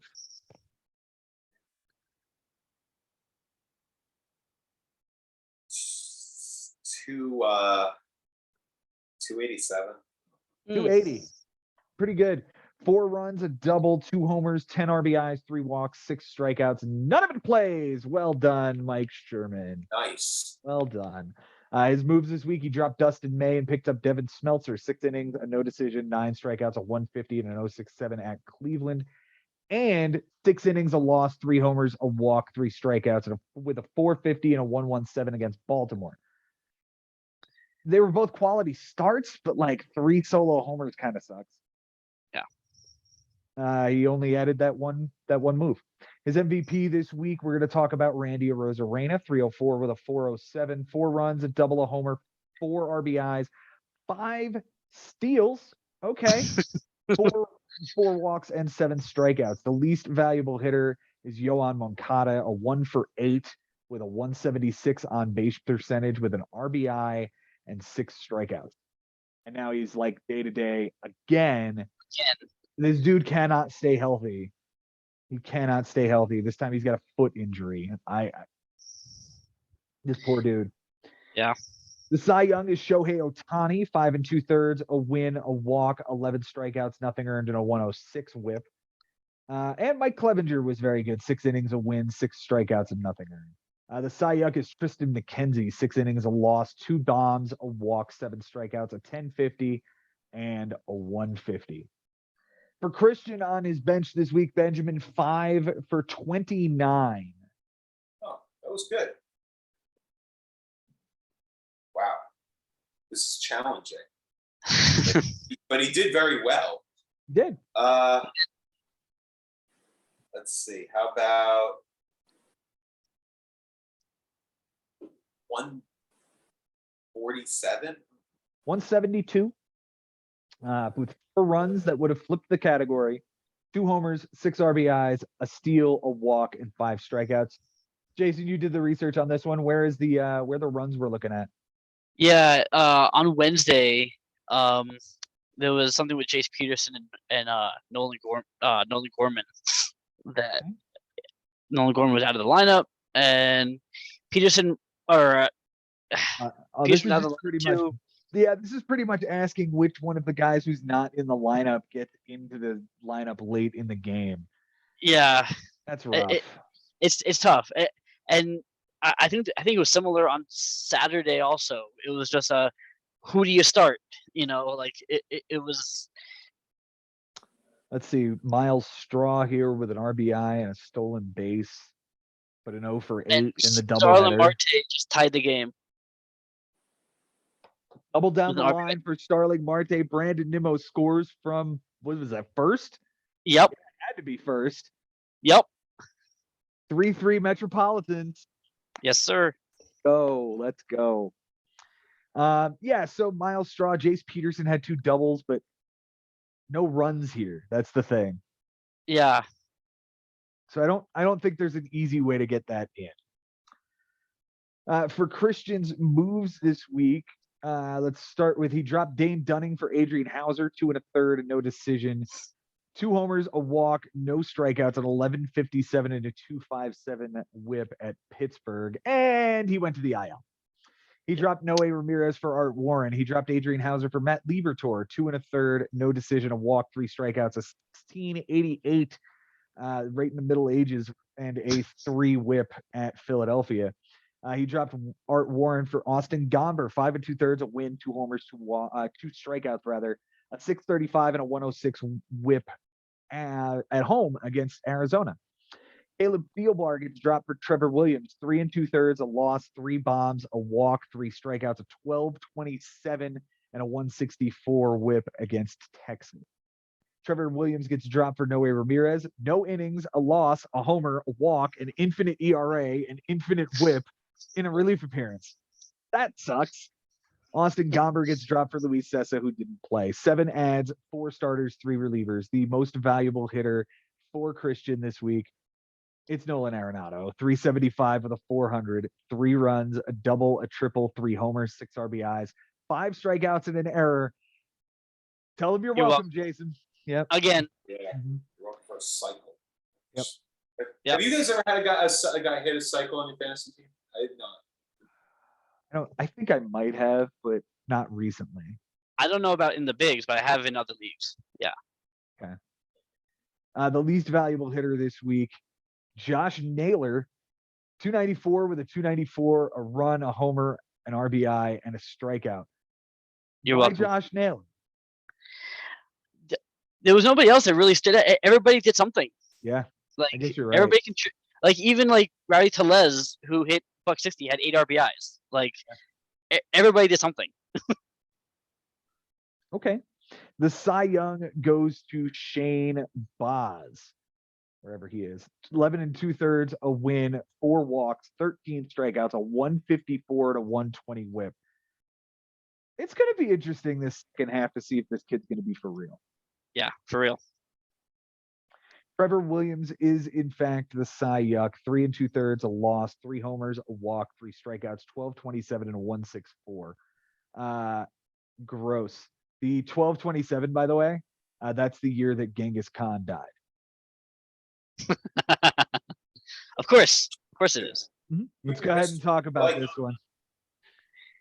The one thing I want to add about Mike Sherman's bench was, and we mentioned that his Cy Young was Tristan McKenzie. If he had started him on Sunday, which he didn't because they were facing the Yankees, which makes sense to bench him against the Yankees, he was fantastic against the Yankees. That would have changed a lot. 7 innings, a win, a walk, 7 strikeouts. Like, yeah. Big difference. Big difference. But look, it's another big win for Mike Sherman. Like you said, stomping out a playoff contender in really big fashion. He pretty much led the entire week. Like it got close on Saturday, but it never really got close. I was a little bit surprised by the fact that Christian wasn't able to at least tie a couple of specific close categories, one being runs and one being strikeouts by a batter. Mm-hmm. Just felt like maybe that was one that maybe he's kicking himself that there was an opportunity there. Take a look at Sunday and see what happened here. He got 8 strikeouts. Mike got 8 strikeouts in the lineup, but ends up winning the category by 1 and had 4 runs scored. Christian had 11 strikeouts in the lineup and only 1 run scored. His team hit 182 with 220. Anything on the bench on that day? Miles Straw had a walk and a strikeout. Yeah, that was it. I guess if you play him instead of Avisail Garcia, he struck out twice or something. He struck out twice. That'll get you 1 fewer strikeout. Like, stop. It might have been better to play with like the short lineup just to ensure that category, maybe. Mm-hmm. Yeah, because it was kind Nolan Gorman striking out 3 times and getting him an error is just the ugly spot. Yeah. Wait, is that the Cardinals game? Yeah. See, why is he even being played when strikeouts are getting that close and 7 o'clock's arriving? that's one maybe that you just want to bench him. That is the Sunday night. Yeah, I think you want to bench this. What are you chasing offensively that you're hoping to catch? And runs were close. Scoring. Runs were close, and Runs were he close, and those games are not concluded yet. But it's like Zach Wheeler was on the mound for the Phillies. Like, that's probably something you think about. Yeah. I certainly would. Me being, as you guys know, regardless of the move with Tanner Scott, which I thought was much more aggressive than I usually am a much more I guess you would say, not aggressive, but maybe more passive, trying to stay conservative and benching just in case not lose strikeouts. Bench like I did on Sunday, benching to avoid walking too many times or home runs given up. So maybe that's one that he wants to have back, because it would be nice to win that category versus losing. That's a flip right there. And Christian, is it more of a loss for him than a win for Mike Sherman? I'm gonna say yes, guys, because although I'm playing Mike Sherman and I can understand why teams are having a hard time with him, this team is kind of a pain in the ass. Actually, it's a real pain in the ass. Christian had a nice start, and now that Harper is gone, you start to worry about it more when it's also turned into losses. He had a tough loss to Frank. This is another bad loss here to Mike Sherman. He's got to start beating the teams that are close in the standings, pushing them away, so he can prove that he's not just a rookie here, like he's the real deal. He's lost 5 of his last 6, and it's not pretty. The only win is big over Brian Lebo, a 10-point difference there. But overall, he's certainly done worse than that over the entire stretch here. Had a good first half of the first half, but it basically flipped on its ear here. And now he sits in the standings and in 6th place, only 12 games over. Jason, his schedule over the next 5 weeks is Jimmy Dunlap, Costas, Ari, Frank, and Brian Lebo. That's mine, actually. I take all of that back. I take every single bit of that back. Let's go with Mike Haber right now. And then Chris Levy, James McCloskey, Jimmy Dunlap, Ben Nisman. Yeah. And it going a little bit deeper into that, he's getting back to the teams that he beat in the first half of the first half, where he was on fire and came out of the shed just like ablazing. Can he do that again going into the end of the season and maybe sneak in? Or are the teams, ready for him, and, maybe he's, without Harper, can he survive? It's going to be tricky. It's going to be very, very tricky. It will be interesting to watch that happen. For Mike Sherman here, Ben, he's got you this week, then Bobby, Jason, George Costanza, and Matt Losi. He could play spoiler. He could even find himself creeping up into the consolation bracket. I think the playoffs are gone here, but I think this is a good spoiler team, and yeah, he is kind of a pain in the ass. He could certainly win one of those or two of those matchups there in those next 5 and make the difference of a team getting into the playoffs or not. Last year, he had the opportunity to do it to you, Joe, and you did exactly what you were supposed to do. It was like very, very lopsided. That was the difference, and you were comfortable after that. Someone else has to do that to him down the stretch in order to solidify their spot. It's going to be a wild finish, as we know, but unfortunately, I have to agree with you. Mike Sherman is not going to be one of those guys that are going to be in the race, despite the fact that he's higher in the standings than Jason. I could still see Jason jumping in front of him and getting much closer to number 6 than Mike, especially because I like Jason's roster more and I like him as a manager more. But Mike is not just. I feel like, we talk about how he plays the game, but he has impressed me a lot as far as getting up at 7 a.m. to make moves, getting up really early at 5, so he can make moves at 4 or 5 a.m. Obviously moving the lineup around just like Ari does, just like Matt Losi does, to make things a little bit more challenging on his opponents, and it's worked out. I'll give him I'll give him all the credit in the world. You know, he won that matchup against Ari. When he's going to play Ari again, you know, and I wonder where their teams are going to be at that moment when they're playing each other again. Because maybe if Ari is still high, then he jumps up a little bit higher after playing Mike, beating him this time. Mike beat him the last time. Mike's had some impressive wins here. So we know that he's a former champion. 2016 is when I got this trophy. After he got that win, I think Jason got like 7th place or 8th. He missed out by a little bit. Joe, that was the last time you lost in the first round and didn't get into the semis. And that's when I got that trophy. After we had decided we're going to make moves the day of, not the day prior, have an ad limit on how many ads we're going to have per week. And I got this trophy, and I have the pictures with him. And when I handed him this trophy, when I had him handed Michael Sherman this trophy, he kissed it.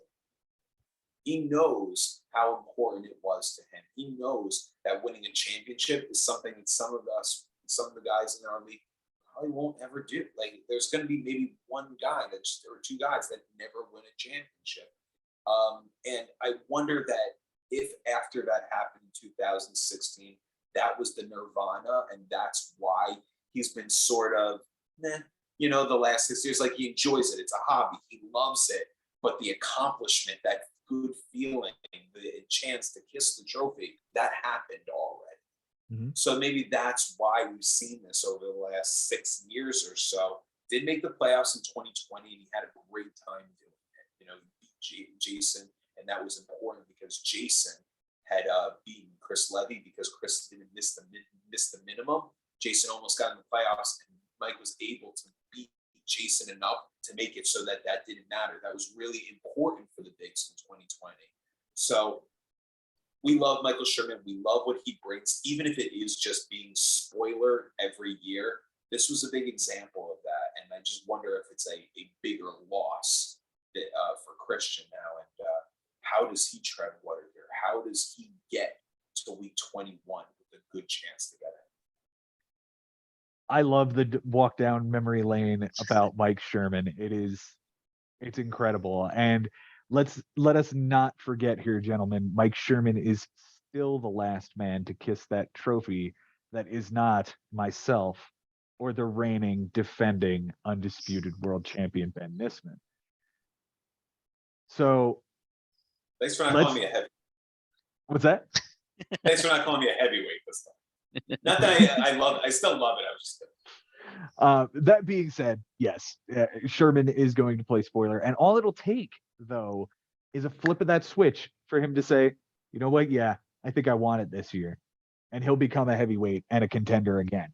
And I just wait for that date, because if he's putting beatings on people like this weekend, like this one on Christian, the one on James McCloskey beforehand, and look, he beat Lebo and he beat Ari. Those are the 4 wins he's got this year. All of those guys are competing, but all of those guys are they need to step their game up right this moment. So let's jump to the next matchup here, gentlemen. We're going to talk about a very close matchup here this week. 10-9, Josh Haber takes down a win over Costas Paragas. On Sunday, Costas was up 13-7 going into Sunday. He was up by 3 runs. Josh tied that. He was up by a win. Josh tied that. They were tied in losses. Costas gave him that one. And Costas was up 14 strikeouts, and Josh gets 1 Moss and makes that happen. Oh, yeah. The close categories this week, Josh wins by that loss, by that strikeout, and by 1 tick on the whip as well. Costas wins by the triple. He wins by 2 saves, and they tied in runs and wins. On the bench for Mr. Haber this week, Benjamin, 5 for 26. Oh, that's easy enough. I'll go 188. 192. 192 was, I swear, 192 was the only thing that plays here. Do you believe me? That was everything I was going to say. I believe you. Okay. Of course, I believe you. 2 runs, a homer, an RBI, a walk, and 10 strikeouts. The only thing that plays is the 2 runs, and the only spot that just seems kind of glaring. is this Jonah Heim bench on Saturday where he hits a home run and a strikeout and a 2-for-4 effort. William Contreras is 1-for-3 with a double, a walk, and a strikeout. It's owning two catchers is really the thing. Like, if you're gonna have this, it's going to exist, and this is where it rears its head because you could have gotten one more run. And with Costas, we're leaving him breathing room. With Yeah. Josh, he's not winning big enough in order to like completely solidify that, yeah, he's a playoff team again this year. His moves this week. He dropped Glenn Otto for Orlando Arcia, who was benched. He dropped Zach Eflin for Dylan Floro. He dropped Daniel Castano for Wandy Peralta, 2/3 of an inning, a walk, a strikeout, a 150 whip, and a relief appearance. He dropped Jesus Aguilar for Christian Walker, over 3, a run, an RBI, 2 walks, and a strikeout. He dropped Jackson Kitty Reels for Jonah Heim, 0-for-4 that day. He dropped Orlando Arcia for Justin Steele, 5 innings, a win, 3 walks, 6 strikeouts, a 180, and a 180 whip. He dropped Christian Walker for Tyler Wells. He dropped Hunter Dozier. He dropped Justin Steele for Alex Kirilloff, 0-for-3. He dropped Kyle Gibson for Michael Pineda, 5 innings, a loss, 2 homers, 3 strikeouts, a 5.40 ERA, and a 140 whip. He dropped Michael Pineda for Josh Rojas. He dropped Roansy Contreras for Craig Stammen, and he added JP Fireeyes into his IL. His MVP this week is going to be Vlad Guerrero, 257, 278 on base, 4 runs, 2 doubles, 2 homers, 10 RBIs, a walk, and 9 strikeouts. The least valuable hitter is Manny Machado, 154 and a 214, a run, a double, a walk, and 8 strikeouts. The Cy Young is Charlie Morton showing up this week, 12 and 2/3, 5 walks, 15 strikeouts, a 142, and a 103 whip. The Cy Yuck is Drew Smith, an inning, a loss, a homer, a strikeout, an 18, and a 2 in the 1 relief appearance you saw him this week. For Costas on his bench, Benjamin, 3 for 12. Nice. Thank you, Costas. So that's So what? a nice perfect quarter. Yes, it is. 250 with a run and 6 strikeouts. The run's the only thing that plays. If we want to nitpick, here it is. Here's the run, a 1-for-4 from Chris Taylor with 3 strikeouts. Pick your spot to play him. Brendan Donovan's over with a couple of walks to get the run. Whatever. He dropped Trace Thompson for Will Scarecrow. 2 innings, a loss, 2 walks, 4 strikeouts, a 9 ERA, a 2 whip, and a relief appearance. He traded Chris Bryant, Dylan Tate, and Cole Irvin to Frank for David Peterson, 6 innings, a win, 2 homers, 10 strikeouts, a 450, and an 083 whip. Devin Williams, 2 1/3, 3 walks, 6 strikeouts, a 171 whip, and 3 relief appearances. AJ Minter, 2 innings, a loss, a save, a walk, 2 strikeouts, a 150, and 3 relief appearances. And Taiwan Walker, 7 1/3, 2 walks, 3 strikeouts, and an 082 whip. He dropped James Kaprelian and Seth Brown. He dropped Hunter Green for Brian Bello, who did not play. He added Harrison Bader on the IL. He dropped Matt Whistler for Christopher Morel, 1-for-5, a homer, 3 RBIs, a run, and a strikeout. He added Nick Lodolo, who is on the IL. He dropped Harrison Bader for Dustin May, who was on the IL, and then dropped Brian Bella. Those are the moves. His MVP is Yandy Diaz. 480 and a 581 on base percentage, 4 runs, 3 doubles, 2 RBIs, 6 walks, and 2 strikeouts. His least valuable hitter is Chris Taylor. No hits, a 133 on base, 2 walks, and 4 strikeouts, and now he's on the IL with a left foot fracture. His Cy Young is Josh Hader. 3 innings, 3 saves, 2 walks, 5 strikeouts, nothing earned, in a 1.33 with 3 relief appearances. His Cy Yuck is Matt Whistler, who's off the team. An inning and a third, a loss, 2 homers, a walk, a strikeout, a 20-25, and a 375 with a relief appearance.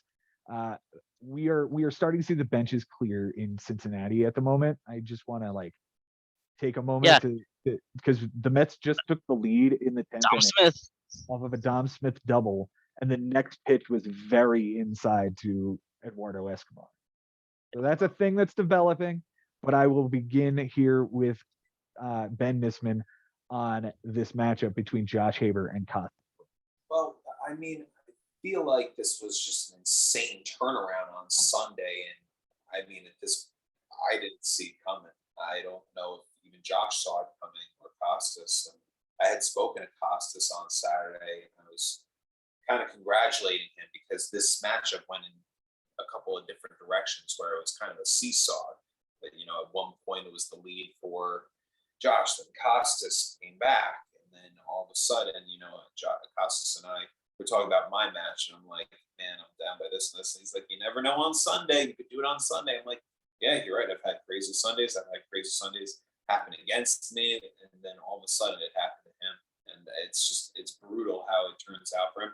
It's tragic because it seems like a lot of close categories, and I don't know how it's gone, but it feels like we talk about Costas losing a lot of close categories. I had a lot of close categories against it. I tied or I won by one. And these are the things that come back and bite you when you're trying to get into the playoffs. So I am worried about him. This is an enormous comeback and win for Josh. And again, my that game that I talked about with Washington and Miami, this plays into it. Floro should not even enter the game. There's so many times where Floro should not enter the game.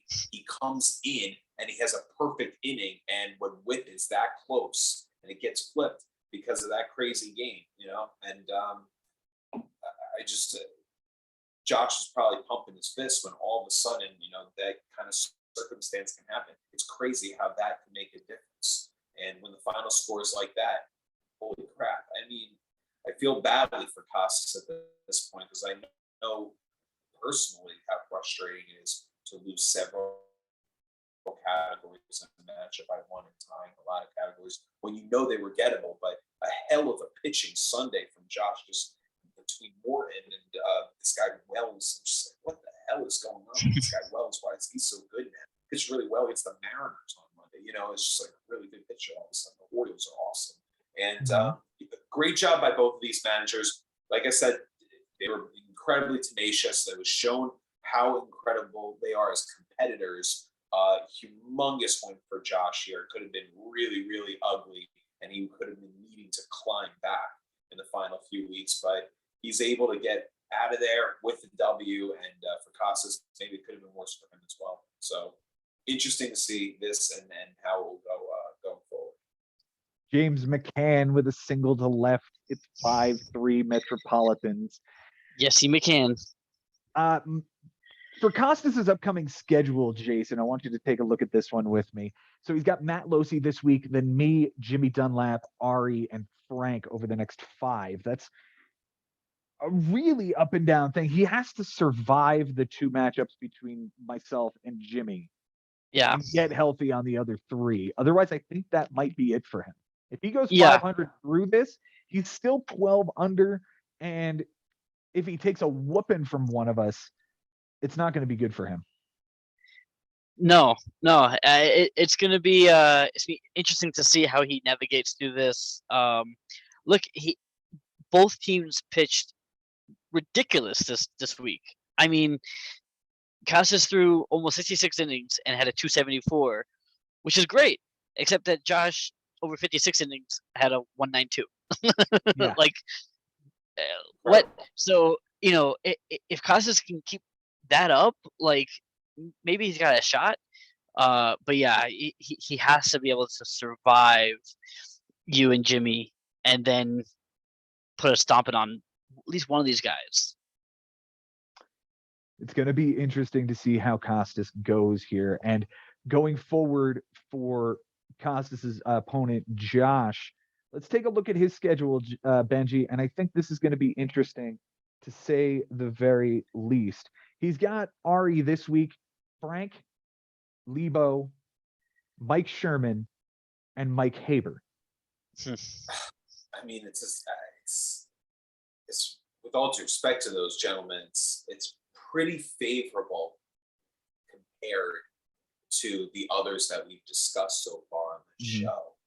I think that's you can't ask for better. That doesn't mean that he's going over 500 in that group, but he's in a good position here, especially by the way he's been managing.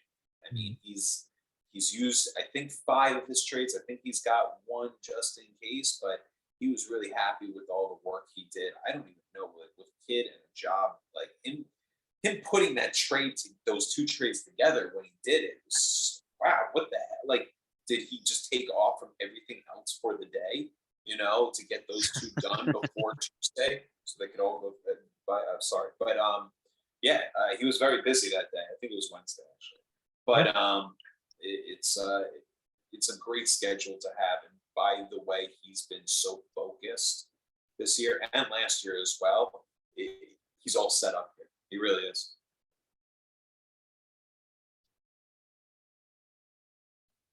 All right, guys, let's move on to the next matchup here, and we are going to talk about the matchup between Frank Bucco and Bobby Russo. This was a really important matchup for 2 guys who were chasing the final playoff spot.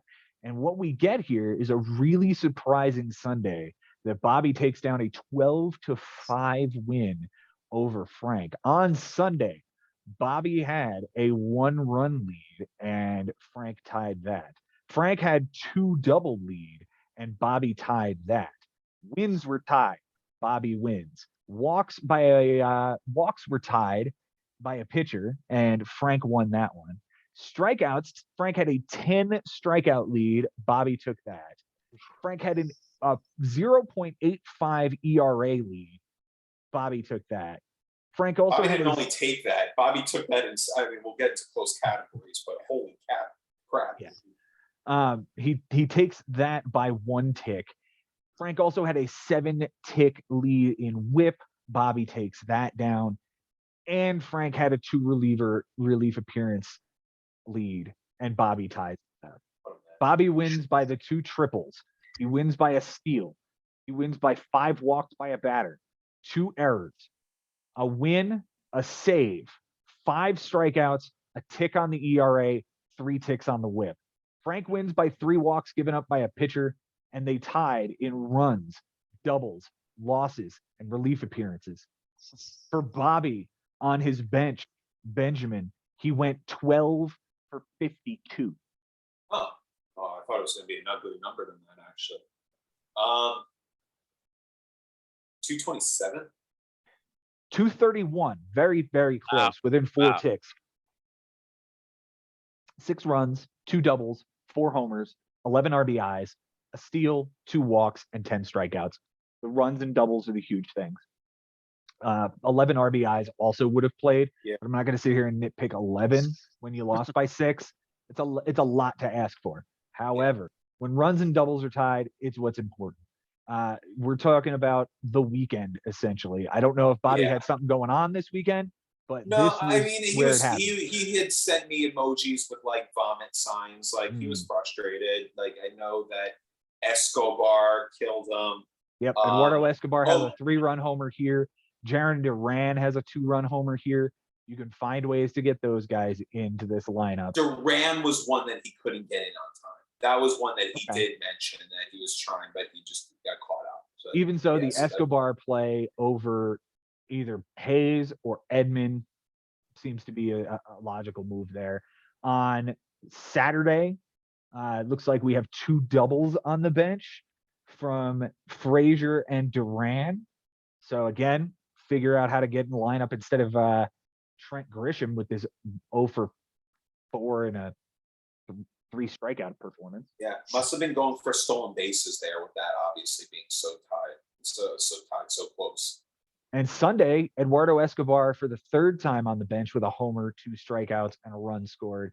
He essentially just needed to get Eduardo Escobar into the game once over a weekend. Yeah. Instead of somebody he actually played.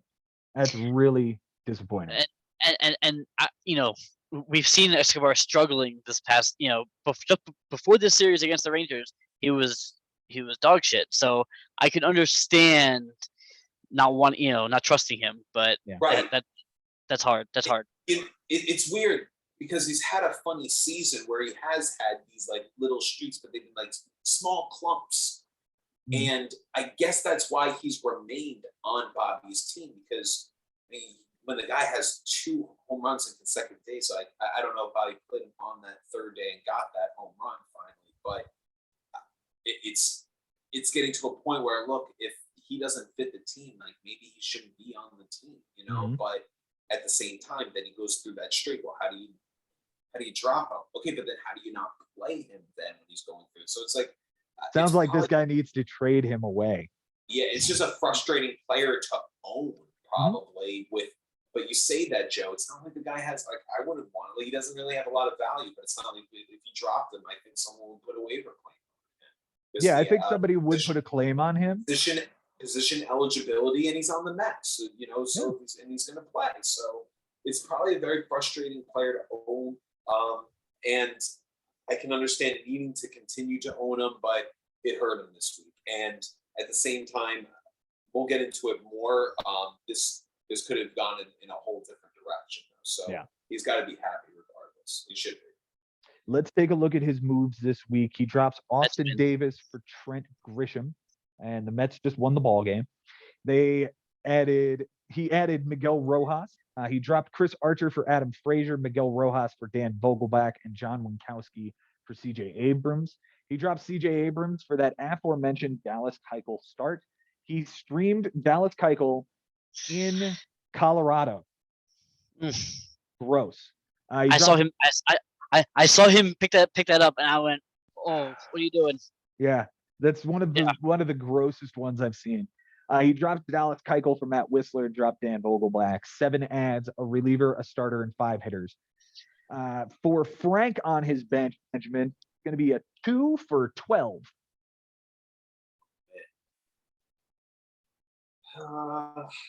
Is it?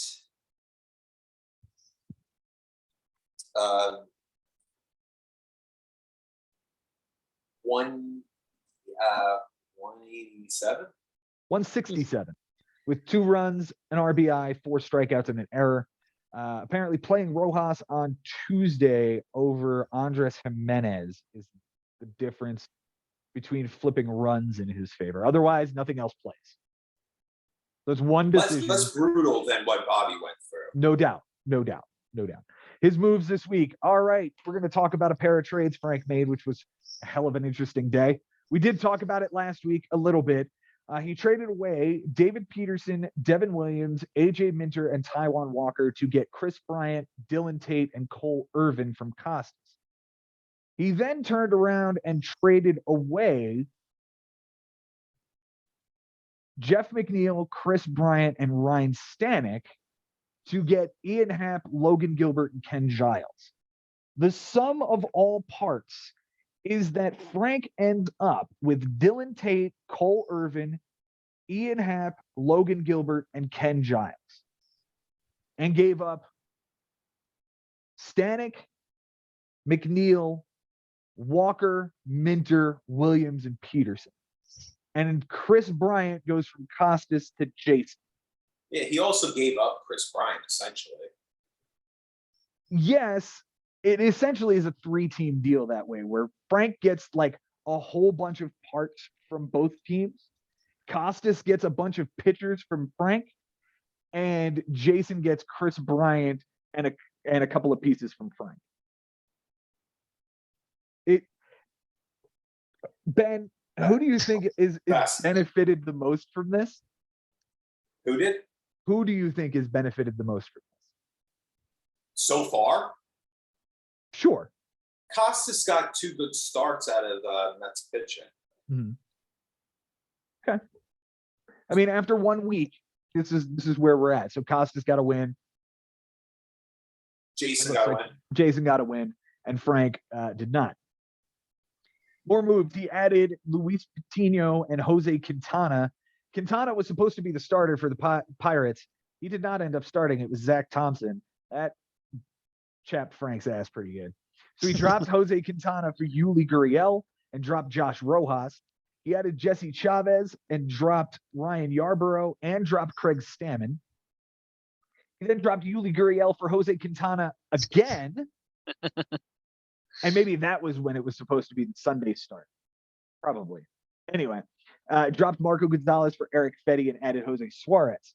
Dropped Jose Suarez for Christian Walker and Eric Fetty for Keegan Egan. Nine adds, 2 relievers, 5 starters, and 2 hitters. The MVP for Bobby Russo this week, Christian Yelich, 375 with a 464, 7 runs, a triple, a homer, 3 RBIs, a steal, 3 walks, and 6 strikeouts. Shout out to Josh Bell, Wilson Contreras, and Andrew Benintendi, who all chipped in, according to Mike Haber. The least valuable hitter is Javier Baez, 200 with a 190, 2 runs, a triple, an RBI, 7 strikeouts. The Cy Young is Brandon Woodruff, 11 innings, 2 wins, 18 strikeouts, an 0.82 ERA, and an 0.73 WHIP. The Cy Yuck is Dallas Keuchel. Why did I think that Lebo had done that? It just felt like a Lebo start, I guess. Dallas Keuchel, 5 innings, a loss, a homer, 3 walks, 3 strikeouts, a 1080, and a 180. Frank, his MVP this week is Austin Riley, 435 average, 500 on base, 5 runs, 3 doubles, 2 homers, 5 RBIs, 3 walks, 4 strikeouts, and an error. The least valuable hitter is Andres Jimenez, 174 and a 296, 3 runs, a double, a homer, 2 RBIs, a walk, 4 strikeouts, and an error. The Cy Young is Corbin Burns, 6 innings, a win, 4 walks, 5 strikeouts, a 150 and an 083.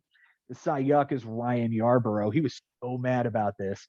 5 1/3, a loss, 2 homers, a walk, nothing struck out, an a 6.75 ERA, and a 1.69 WHIP. This one kind of put a damper in Frank's sails of climbing the leaderboard and getting toward the playoffs. We had really felt pretty good coming out of week 11 when he was up in 8th.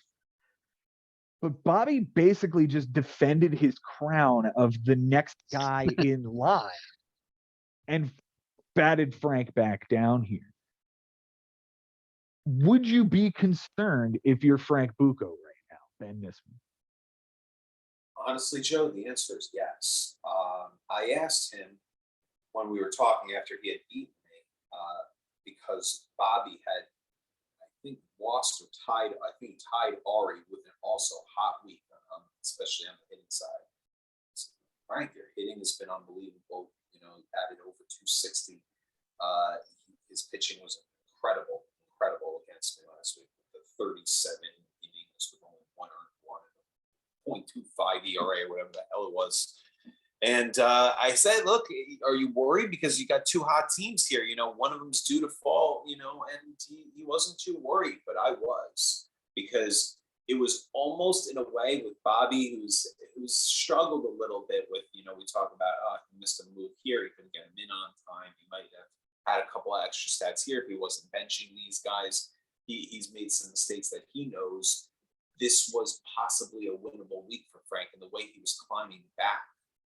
You know, we'll talk about the comeback. Maybe you guys will break it down more on how it happened, but he almost freaking pulled this out. You know, it was like 14-6 was the number I was looking at. 14-7, 14-5 for most of the week. It was looking ugly, and Frank chipped away at that. But when we get back to your question, Joe, yeah, I'm worried because his schedule. He's got to deal with Jason now, and he's got to deal with George Costanza at a certain point, and you. And he's still got to deal with Jimmy again. And there's probably one other cat in there that he's got to deal with that is a bugaboo. So he's got to figure out a way to either get through Jason or Josh with the W. He can't lose both. And if he does lose, and let's say he loses 10-8 to both, so he's like a -4 after, that he needs to stomp out someone in front of him. One of those other guys I forgot that's on the schedule, Costas. That's the other guy, and he still has to face him. Joe, Jimmy. I mean, it becomes tougher. The weeks are starting to run out. He was closer to 500. Now he's dropped a little. He went +5 on me. He goes -7 now. He's -2 over the last 2 weeks. That's not going to cut it. He needs to destroy somebody. He needs to clobber someone. He needs to do it pretty soon. And ideally, he needs to do it against somebody that's in front of him, not behind him. He's got to deal with Matt Losey, sure. I think he's got a favorable matchup on the final week, whether it's Sherman or Matt Losey, I'm not sure. But he's got that favorable matchup on the final week. That's good. That's good. But he's got to get to the point where that matters, you know? So he's got to deal with all the real obstacles first before he even gets to that point. I don't know if he can do it, guys. Does he have the roster to do it? I'm not sure, but at least he has one trade left, and I think we all know he's going to use it. Without question, I'm sure he's going to use it. Jason, you were watching this one this week as well, not in depth as Mike was here, but you had a vested interest after the trade with Frank for this week. You end up trading away Hap, Gilbert, and Giles for McNeil, Bryant, and Stanek. Let's talk about that for a moment and how you feel about receiving that guy. I think we talked about him last week, but just briefly. Yeah. I again, I've wanted Bryant since he was sniped from me by Costas in the draft. And he's starting to get a little hot now. Now he's healthy. He hit a home run last night, so I'm good there. McNeil was somebody for me. My team strikes out a lot. So McNeil was somebody for me who I can plug in, who I'm pretty certain is not going to strike out a whole lot. He's getting on base. He's even when he's getting out, he's flying out, he's grounding out. Doesn't strike out a lot to me. And standing for Giles is kind of a wash in a way, but standing plays for a better team, so I like his chances better there. Also, if anything happens to Ryan Presley, he's the next guy in line for saves, whereas the Mariners bullpen is loaded with guys. Ken Giles may never get a save this season. So I like the trade for me. I think it was hard giving up Gilbert. It was hard giving up Ian Happ, two guys who I've recently acquired. But I like what I got back. Okay. All right. Let's talk about these guys' schedule going forward. I do want to hit on Bobby here for one moment before we get to that, though. I want to take a look at Sunday because that's really the difference here over this week. Frank batted .286 with 5 runs, 2 doubles, 2 homers, 5 RBIs, 3 walks, 7 strikeouts, and a .405 on base percentage, and still ties runs and ties doubles, because Bobby, 4 runs, 4 doubles, a homer, 4 RBIs, 5 walks, 9 strikeouts, a .324 average, and a .419 on base.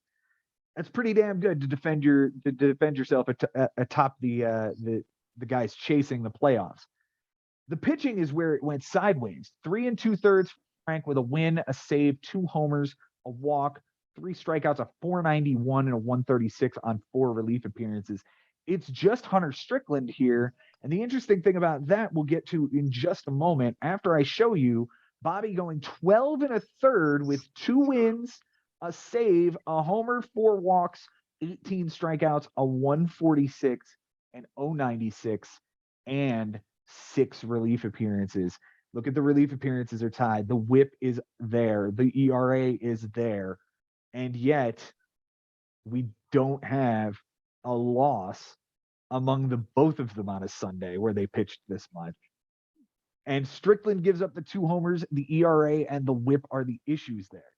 This was incredibly close, but I think we can point to Sunday as the difference, can't we, Ben? Of course. I mean, especially because there was a moment, very small moment, where Frank actually had a 10-9 lead. I thought that, wow, this is actually going to come a lot closer than we thought. And all of a sudden, it was tied again. And then 4 categories to end up tying after all of that. And yeah, like I said, what the hell happened, guys? Bobby's pitching. He just brought it. And unfortunately, Frank, it was just a woe from one of his relievers. And that's how it goes sometimes. It's just crazy how much that can make the difference. And yeah, I hope Frank is. And it sounded like when we spoke to him that he wasn't as mad as I think. Maybe he actually was. He wasn't letting off as mad as maybe he actually is. I'll say that. But he seemed pretty cool and collected, which is the mentality he needs right now. He can't get, at this point, if he lets the wheels fall off here mentally, his season is over. Yeah. So he just needs to stay on track here, find a way to get a W against Jason, and then, go from there. And if it's a loss, try to find a way to make it a small loss. And let's not forget to credit Bobby here, which you did not forget to do. I mean, the guy did pitch really, really well down the stretch. He still hit pretty solidly. And the deep bench, I worry about it, and him continuing to bench important statistics that could be costly. And it was actually for his season, ultimately last year. So got to find a way to get on a big winning streak. Maybe this is the beginning of an enormous winning streak for Bobby to find his way back into the playoffs. First time since 2019. It's going to be interesting. I hope that we do see that. Bobby is on the precipice of making the playoffs again. This is just how he does his work, and we'll see if he's able to not. He does have, a somewhat favorable schedule to rattle off a few wins here, going against Lebo, Sherman, Mike Haber, but then when Chris Levy. So like that's going to be an interesting week 16. Mm-hmm. Yeah, absolutely. For Frank, Ben, you hit on this, especially with his schedule that's upcoming, and I think it's worth noting here. He's got Jason this week, but then it is Josh Haber, Matt Losi, and then the gauntlet. Me, Costas, Ari, Jimmy, Lebo, Sherman. He has Lebo and Sherman in the final 2 weeks. That's a good thing. But he has to make those they has to get to where those matter. Yeah. He has to survive a pretty decent gauntlet there.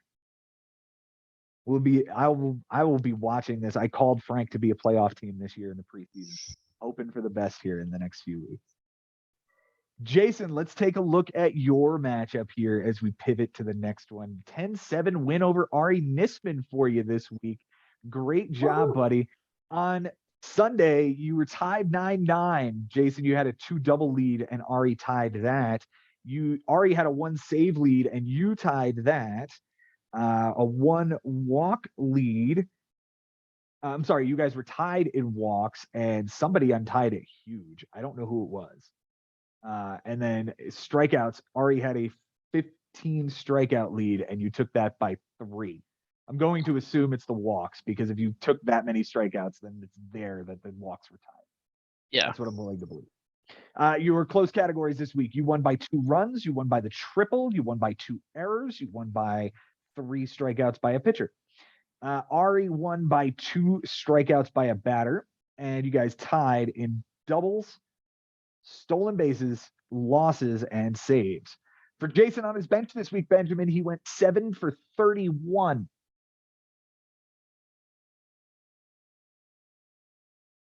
All right, let's go with 226. Nailed it on the dot. Nailed it. 2 runs, 2 doubles, an RBI, 2 walks, and 10 strikeouts. This is why we do this. 2 doubles would have won you the category. Jason, do you know where they are? They're in the jungle, baby. You're gonna die. First is probably the most egregious one, but I understand what you did here. And I was asking this question, doing this research. Eugenio Suarez has a double and a strikeout here with a 2 for 4 on the bench.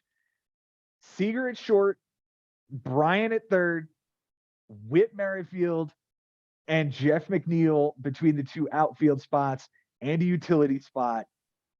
I was literally going to ask you, how does this guy get playing time? And then you answered my question by dropping him. Yeah. So the other thing I needed to. Yeah. I couldn't take him anymore. And he doesn't fit. Like, he just doesn't fit anymore. You found pieces. You already had Seager, but adding Bryant, McNeil, and adding to Whit Merrifield, like, that just ends any chance of this dude seeing playing time.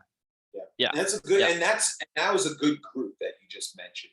Those 4 guys, they should be the starters. Yeah. The other thing you had on the bench this week was Blake Snell, 5 innings, 12 strikeouts against the Dodgers. Nobody's going to fault you for that. The transactions this week, you traded away John Gray and Josh Donaldson for Jose Barrios. You dropped Dallas Keuchel for Tyler Wells. You added Nathaniel Lowe, and then you traded Ian Happ, Logan Gilbert, and Ken Giles for Jeff McNeil, who hit 100 and a 182 with 2 runs, a double, an RBI, a walk, and 4 strikeouts. Chris Bryant, who hit 333 with a 364, 4 runs, an RBI, a walk, and a strikeout. And Ryan Stanek, thirds of an inning, a walk, a strikeout, a 3-whip, and a relief appearance.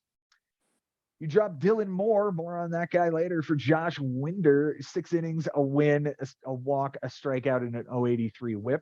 You dropped Ha-Seong Kim for Alex Wood, 5 2/3, a loss, a homer, 6 strikeouts, a 4.76 ERA, a 150 whip, somewhat serviceable. You dropped Tyler Wells for Cal Raleigh, over 3 with a strikeout. You dropped Josh Winder for Chris Flexen, 6 innings, a win, 2 walks, 3 strikeouts, a 4.50 ERA, and a 150 whip. You dropped Chris Flexen for Aaron Ashby, who's on the IL. You dropped Nathaniel Lowe for Jose Alvarado, 2/3 of an inning, a win, a walk, 2 strikeouts, a 150 whip, and a relief appearance. Good job on that guy. Thank you. Dropped Eduardo Rodriguez for Joey Wendell after the game had started. You're welcome. You dropped Rich Hill. You dropped Felix Bautista for Jordan Hicks, an inning and 2/3, a 120 whip, and a relief appearance. You dropped. I'm sorry. You added Sean. I'm not even gonna try. Jason, would you like to try to say this kid's last name? Here, I'll even pull it up for you. Ben, what's this child's last name? Is it Hygel? Is it Hegel? Is it Gel? Is the H silent? Is the J silent? What's silent in this name? I don't know. But he gave you 2 innings, a loss, 3 strikeouts, an 18 ERA, a 4 whip, and a relief appearance. And back to the minors you go. Off you go. I think I broke Jason. He drops Eugenio Suarez for Pete Fairbanks, who's on the IL. His MVP this week is Whit Merrifield. We get to say his name for a change. 300 and a 440, 7 runs, 2 doubles, 3 RBIs, 3 steals, 5 walks, and 2 strikeouts.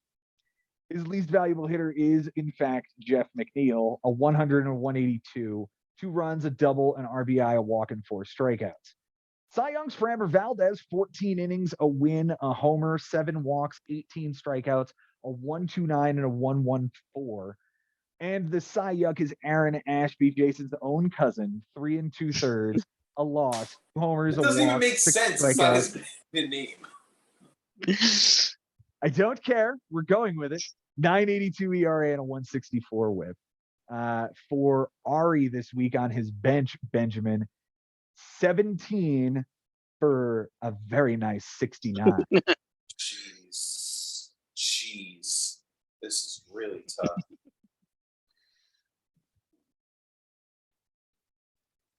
I'll go with 313. 246. It's almost a perfect quarter. 10 runs, 3 doubles, a triple, a homer, 6 RBIs, a steal, 7 walks, 16 strikeouts. The 10 runs obviously plays. The 3 doubles obviously play. I just want to show the 1st of July. And Jason knows why I'm about to show this. Alec Thomas is here on the bench with a 2 for 5, 2 runs, a triple, a homer, 3 RBIs on the bench. And Lux didn't play in center field. I was at that game, that Alec Thomas game. I And was it's all there. on his bench, which is terrific. But the whole rest of his team, Benjamin, hit 684 with a 741, 6 runs, 3 doubles, 3 homers, 6 RBIs, 7 walks, and a strikeout. If he got this child into the game, holy hell. His team went 13 for 19 without Alec Thomas in the lineup. The guy that he could have had in. Yeah. And because he went 2 for 5, his average would have gone down. I went into Friday up 15-5. Mm-hmm. I came out of Friday up 12-7. Yeah, Friday was nuts. And then Saturday, he made it 9-9 going into Sunday. Yeah.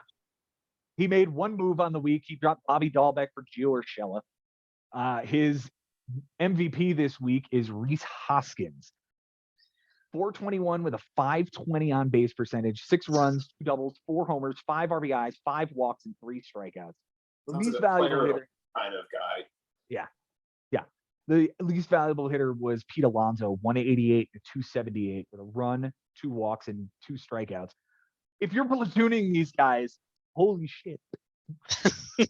Nestor Cortez is the Cy Young, 6 innings, a win, a homer, 6 strikeouts, a 150 and an 050. The Cy Young is George Kirby, 11 innings, a loss, 4 bombs, 2 walks, 11 strikeouts, a 655 and a 127. Ari pitched to a 331 this week. I thought it was going to be a lot lower, actually.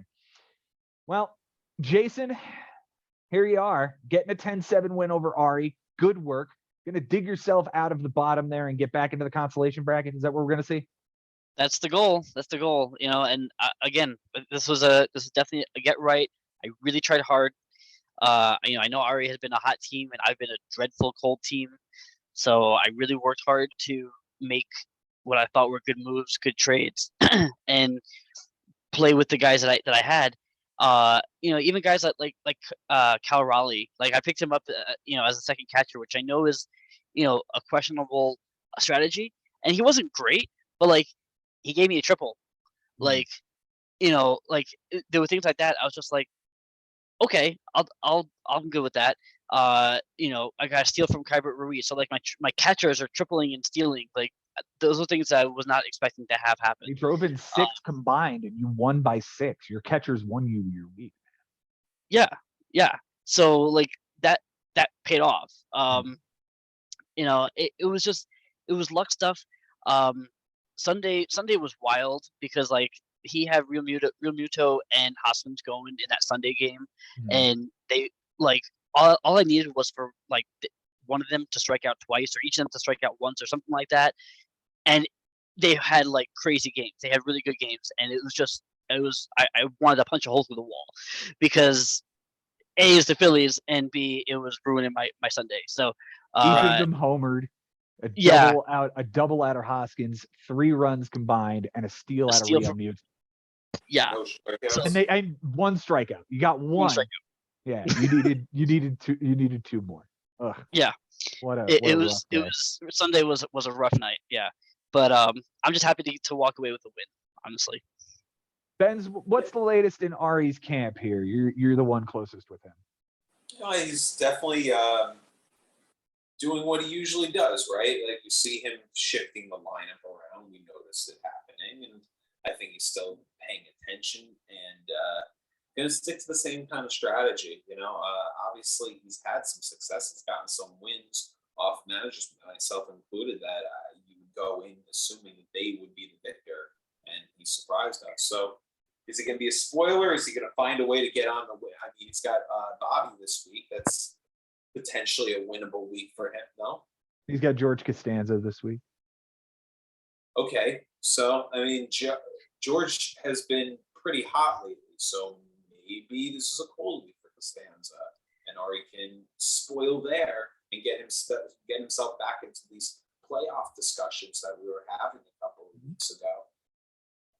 I don't see it happening. I don't see him building a bullpen, and I just feel like, if he's going to win saves, it's going to be because that other guy has 0 closers and he just lucks into one. We've seen that happen before. This is more about a win for Jason.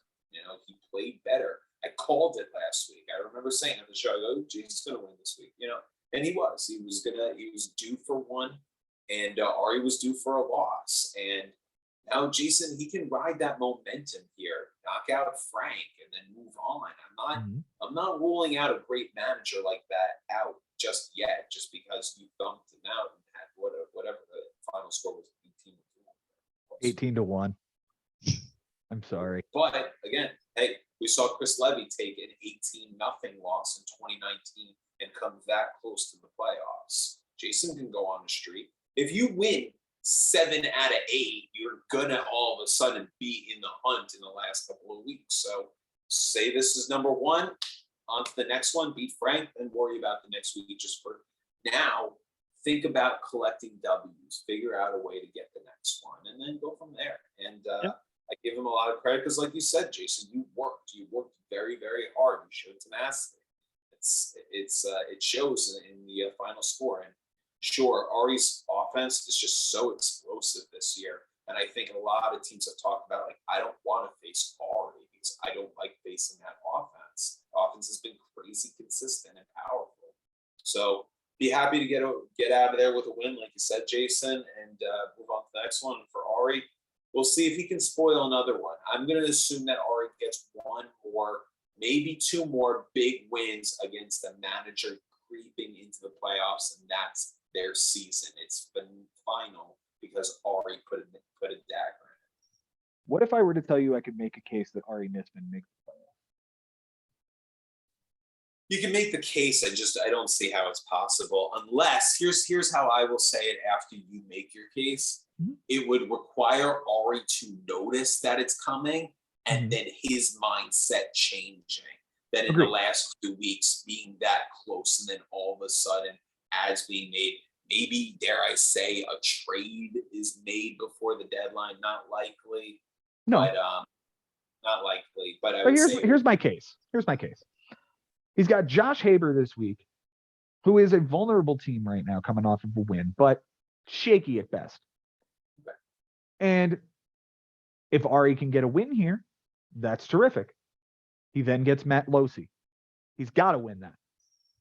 Anybody who wants to play in the playoffs has to beat Matt Losi when it's necessary. And this one it's necessary. Because then he gets me. Okay? He's always played me tough. So we'll see what happens. Costas. He's got to beat Costas. That's another guy who's vying for the playoffs. You beat Costas. Doesn't have to be big. You get Jimmy Dunlap. You got to survive. But then you get Frank, Lebo, Sherman, and Mike Haber in the final week as a play-in game. You get 3 juicy matchups to go up against Mike Haber in the final week, maybe for your playoff life, and maybe for his. It could be a play-in game. That's my argument, that the schedule at least lends itself that if Ari wins, he's got to beat Matt Losi and he's got to beat Costas. It sounds like he needs to win about 7 out of 9, though. Because you're telling me he's got to beat all these teams that are like in front of him, you know? He's got to beat 2 teams in front of him. And then do well against the other teams that are right around him. That's what I'm asking for. I don't think it'll happen either, but that's where we're at. Let's move on to the final matchup here, gentlemen. We're going to talk about the birthday boy getting himself a birthday win over the new dad. That would be James McCloskey. 12-7 here is the final score on Sunday. Just looks like something was untied. Not sure what it is, though. Well, either way, Mike wins by the triple. He wins by 2 steals. He wins by an error. He wins by a win. He wins by 6 ticks on the whip. James wins by 42 ticks on the ERA. And they tied in losses and home runs given up by a pitcher. For Mike on his bench this week, Benjamin 5 for 24. So close to making it easy, huh? That's Mike for you. Is it 222? It's 208 with 5 runs, a double, a triple, 2 homers, 3 RBIs, 3 walks, 8 strikeouts, and an error. Anything I would try to add to this, he would have to be perfect. The runs and the walks would have to be perfect. I'm not going to do that. His moves this week, he drops Michael Lorenzen for Kevin Biggio, 1 for 3 with a double and a strikeout. He added JP Sears, not Sears Roebuck, just Sears, not Sears Kmart, just regular Sears. 5 2/3, a win, a walk, a strikeout, an 0.71 whip. Ben, you didn't get that reference, did you? No, I got the second one. Okay. Sears Roebuck is what their original store name was back in like the 70s. He dropped Kevin Biggio. He added Evan Longoria, 2 for 3, a run, a homer, an RBI, and a walk. He drops Christopher Morel for Luis Urias after the bell on the 29th. He drops Graham Asshat for Elias Diaz, 0 for 3. He drops Elias Diaz for Brian Servin, 0 for 3 with a run and a walk. Great job streaming the Colorado catchers, bro. That was good 0 for 6 with a run and a walk. He drops Brian Servin for JP Sears and added PJ Higgins. Ben, what team does PJ Higgins play for? I'll limit this to one a show now. He sounds like he was a butler before he was a baseball player. Do you know? The Butlers. Fine. The the Boston Americans. It's the Chicago Cubs. He's a catcher. He went 1 for 5 with 3 strikeouts. So 3 different catchers over 3 different days go 1 for 11 with 3 strikeouts, a run, and a walk. Well done. And he still won. His MVP this week is Julio Rodriguez. 360 with a 393, 7 runs, 2 doubles, a triple, 3 homers, 6 RBIs, a steal, a walk, and 5 strikeouts. That sounds like a guy who won Player of the Week. Yep. His least valuable hitter is Mike Trout. Mike Trout. 087 with an 087 on base, 12 strikeouts, 2 runs, a double, a homer, and 2 RBIs. Yikes. His Cy Young is JD Martinez, like at least try a homered. 048 and an 091 for JD Martinez with a run, an RBI, and 10 strikeouts. Ugh. Those 2 guys, 22 strikeouts on their own. And he still won strikeouts by like 11. Amazing. For the Cy Young is Zach Wheeler. Wherever he is right now. Can't find him. There he is. 13 and a third, a win, 2 homers, 2 walks, 13 strikeouts, a 2.03 ERA, and 0.83 WHIP. His Cy Young is Graham Asshat, 2 1/3, a loss, a homer, 2 walks, a strikeout, a 27 ERA, and a 3.86 WHIP. For McCloskey on his bench, Benjamin, 7 for 28. Oh, thank God. Oh, I love you, James. All right. That would be a quarter. It would be a quarter. 250 with 4 runs, a triple, a homer, 3 RBIs, a walk, and 4 strikeouts. The triple is what plays here, gentlemen, and it is in fact on July the 2nd, the Saturday. James has got Alec Boehm here on the bench, 2 for 5 with 2 runs and a triple. And how do you get him in? The homer from Polanco in the utility spot, the homer from Justin Turner, and a 2 for 3 there. What's the maybe option? put Polanco a second, get Story out of there, but You just traded for Story. right, exactly. So yeah, O'Neal Cruz even could be an option to be taken out, but he homered too. He also got traded for. Yes. So it's a log jam. It's not a horrible log jam, but it's something to watch as he fights for his playoff life. He traded away Ryan Mountcastle for Alex Vesia and O'Neal Cruz. He dropped Andre Palante and Luis Guillorme. He added Josh Lowe, 0 for 3. He dropped Josh Lowe. He added Hunter Dozier, 1 for 4 with a double, 2 RBIs, and 2 strikeouts. He held on to Hunter Dozier. He dropped Hunter Dozier the next day for David Peralta, 2 for 4 with a run, a homer, 4 RBIs, and a walk. Oh, okay. That was on Sunday. in Colorado. On Sunday in Colorado. It doesn't win him anything, but really nice stream. Yeah. His MVP this week is Justin Turner, and I have to go back to the main numbers here for that. Justin Turner, 389, 455, 4 runs, 3 homers, 6 RBIs, 3 walks, and 4 strikeouts. The least valuable hitter is Byron Buxton, 130 and a 130, 4 runs, 2 homers, 3 RBIs, 11 strikeouts. The Cy Young is Robbie Ray, 13 and 2/3, a win, a homer, 5 walks, 20. That's 20 strikeouts, an 0.66 ERA, and 0.73 WHIP. Well done. The Cy Young is Herman Marquez, might be a streamer. 3 and a loss, a homer, 3 walks, 2 strikeouts, 1350 and a 240. Guys, it's the last matchup of the week. We see a very good win for Mike Haber here. And McCloskey gets kind of dumped here after this. Mike Haber's on the climb, guys. He's gained 5 spots in the standings in the last 2 weeks. This is Mike Haber. We knew that Mike Haber was not a 15th place team, and here he is. Like, this is. I don't think anybody in this league is really surprised at what we're seeing. Ben, he's got a very interesting schedule coming up because it lends itself to winning here. Christian in front of him, you in front of him, Bobby in front of him, Lebo, a good matchup. His brother, a guy in front of him, Matt Losi, And then the final 3 weeks are me, Costas, and Ari. It's really just like his brother. He's very set up. The two Haber brothers are set up pretty well to make the playoffs here. Like Jason said, not shocking at all. We knew the streak was coming. It was just a matter of when and how big it was going to be. This could have been even more lopsided. I actually texted James McCloskey and said, I think he really gutted out some of these stats and managed to make it look not so devastating. Mm-hmm. And he knew, he's trying.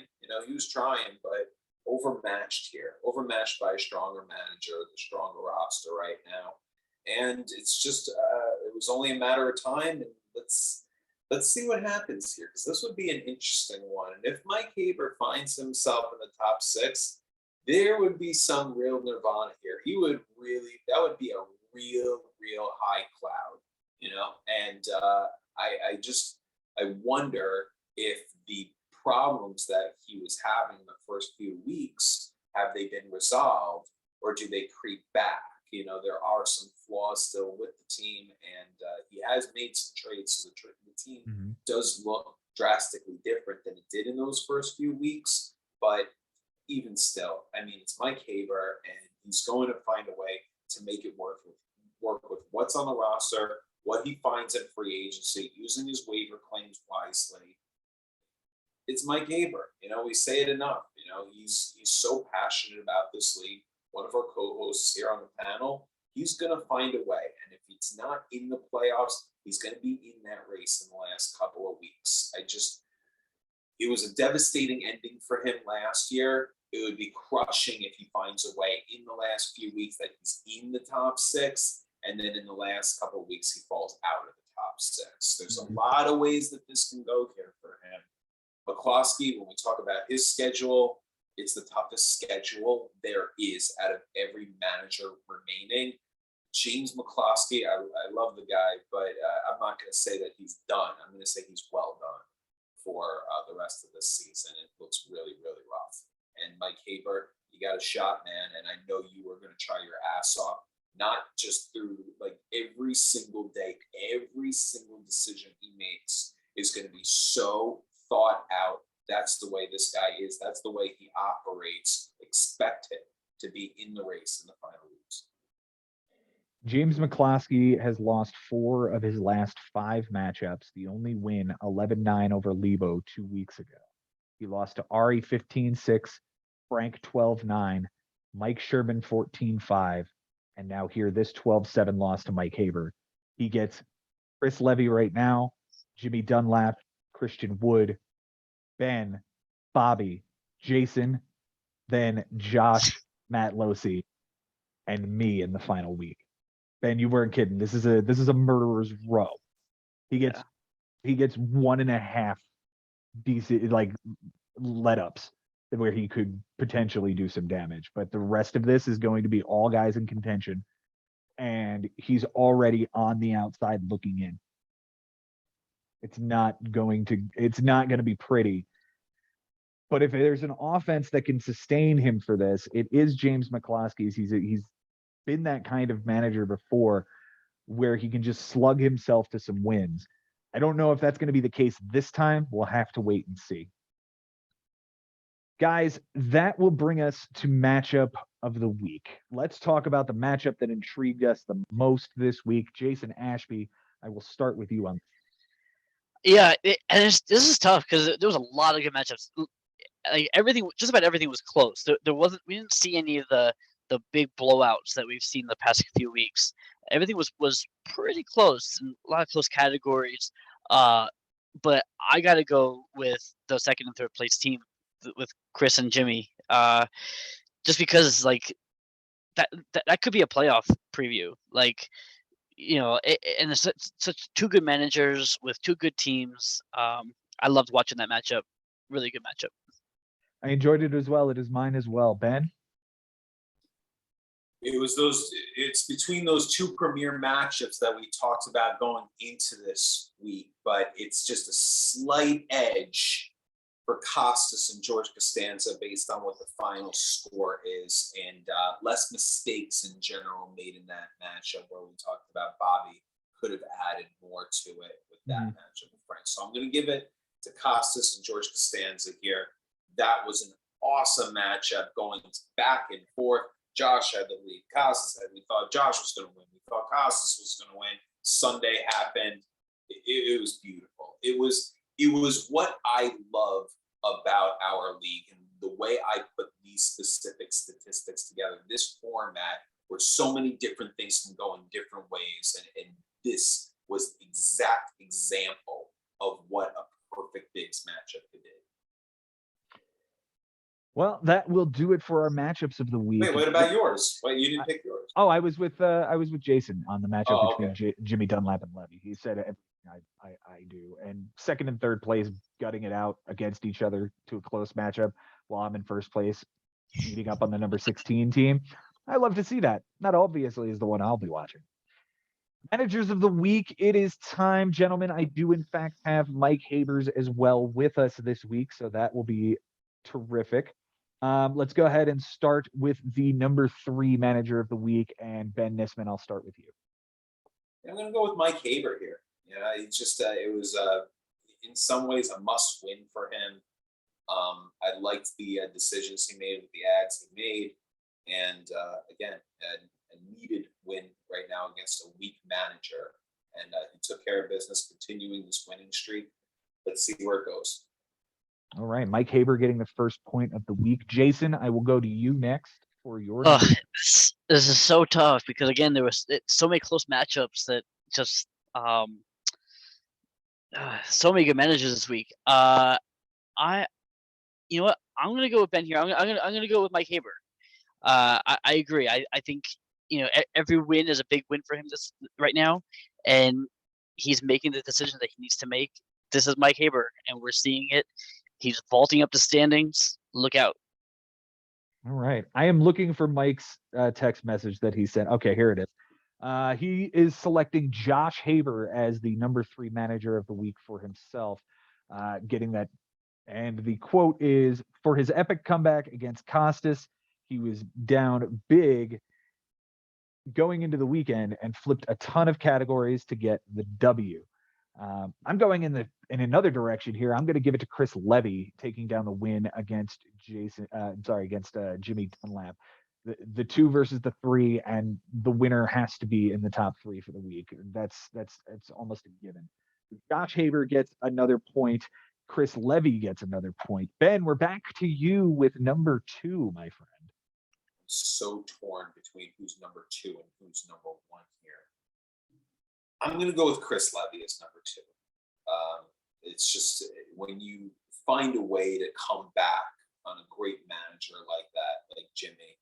Of course, we talk about those 4 ads that Chris made that were kind of maybe mistakes. Didn't really come back to bite him. Maybe he's number 2 just because Jimmy is out in the mountains for a whole weekend. Maybe Jimmy fights a little bit more differently down the stretch. That's probably the only reason for me that Chris Levy isn't number 1. But still, trying not to take anything away from a great manager, proving this year that he's a different man than he was in 2014 when Chris Levy joined us. He's a man on a mission, and I'm looking forward to seeing more. Without a doubt, all of those reasons and more for the reason he got my number 3 and getting Ben's number 2 this week. Jason, who's your number 2 this week? And he's getting my number 2 as well.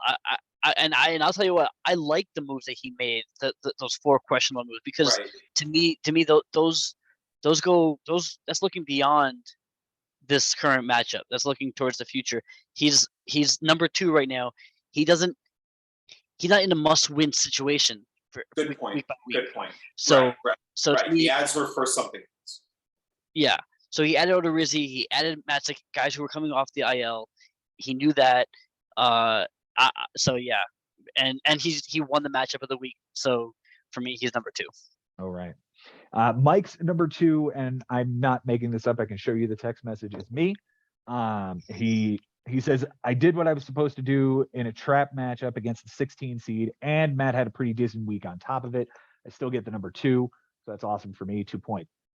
My number 2 is Josh Haber. I feel like when you make a comeback win down 13-7 on a Sunday against a hungry team like Costas, I think you need to be acknowledged here. I will go ahead and give him my number 2. That'll bring him to 3 points for the day. And gentlemen, that'll bring us to the number 1 managers of the week. Benjamin, let's start with you. Yeah, for the reasons you just discussed, my number 1 is Joshua Haber. George Costanza pulled it out on Sunday. Did you say he was down 14-7? 13-7 ends up being 10-9 his. Incredible. I mean, that's an incredible turnaround. Extremely unexpected to do it against the runner-up last year. That's what it comes down to. That this was a tight matchup back and forth.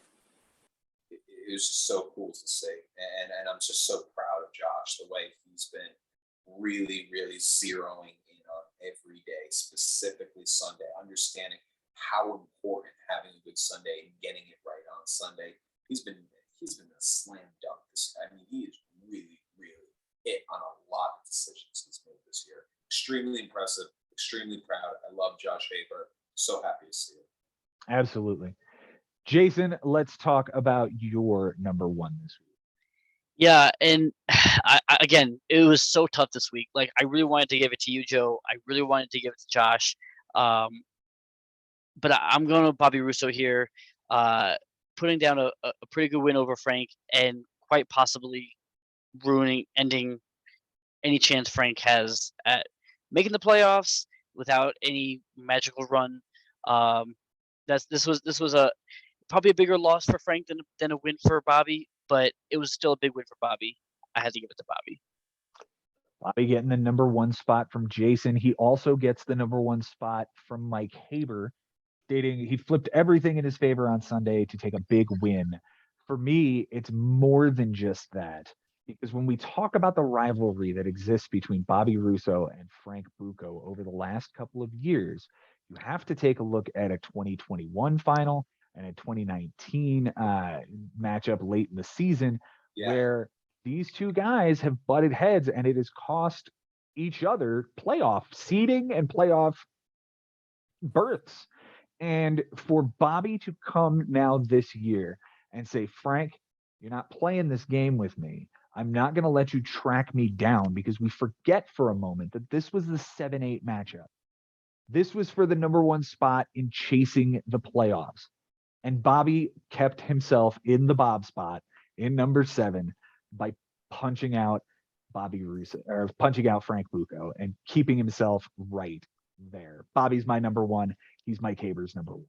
That'll bring us to the leaderboard, gentlemen, and it's a very interesting leaderboard, to say the least. Give me just one moment as I update it, shall we?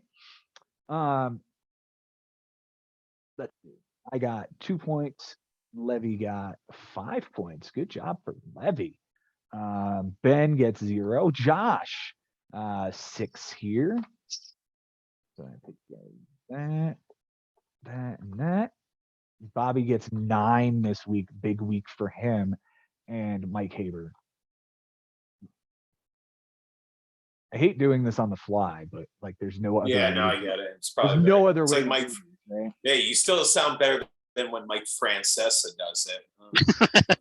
All right, boys. Here is the new leaderboard as it stands right here. Christian still out in front with 37, but I'm right on his heels at 32, with Levy at 31, Josh at 29, Ben 25, Bobby jumping up quite a few here on this week with 19, Mike Haber with 17, Frank 16, Jason 15.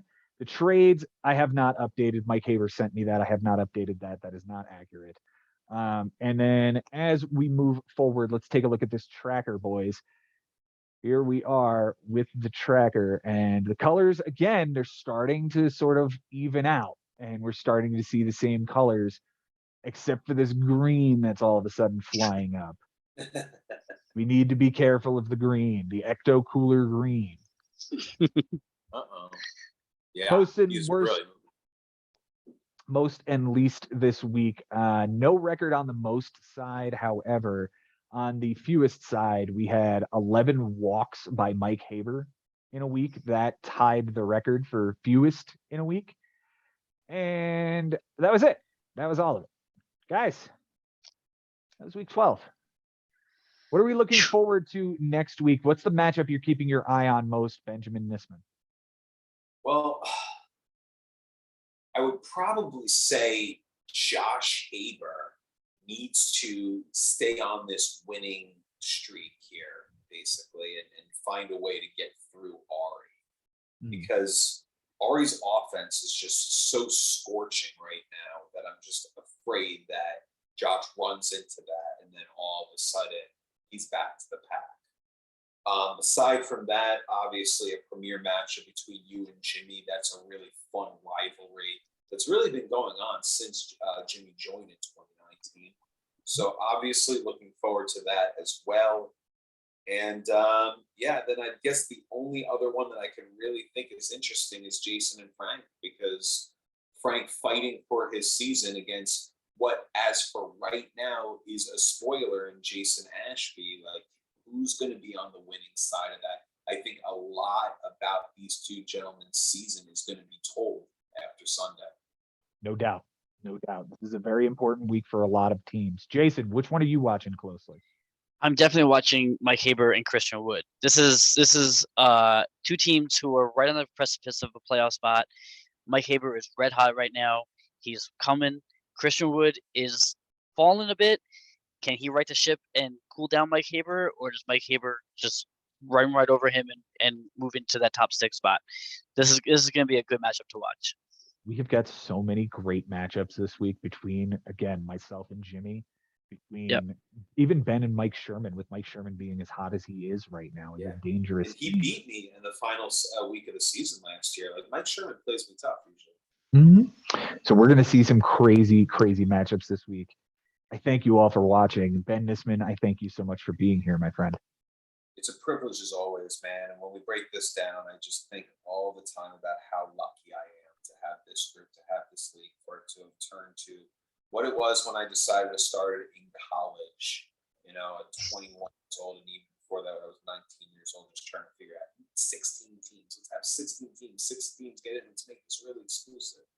Now this is what it is now. And it's just incredible to see. And we know that people listening, they're really appreciative of you as well, Joe, because you turned it into something even greater. So, Jason, I love you to death, man. Thanks for being a part of it as always, and I can't wait for more, because this is going to be a crazy final 9 weeks. It always is, and the race is only beginning. We are headed for a crazy, crazy race. I think it's 13 teams right now have a realistic shot of making the playoffs.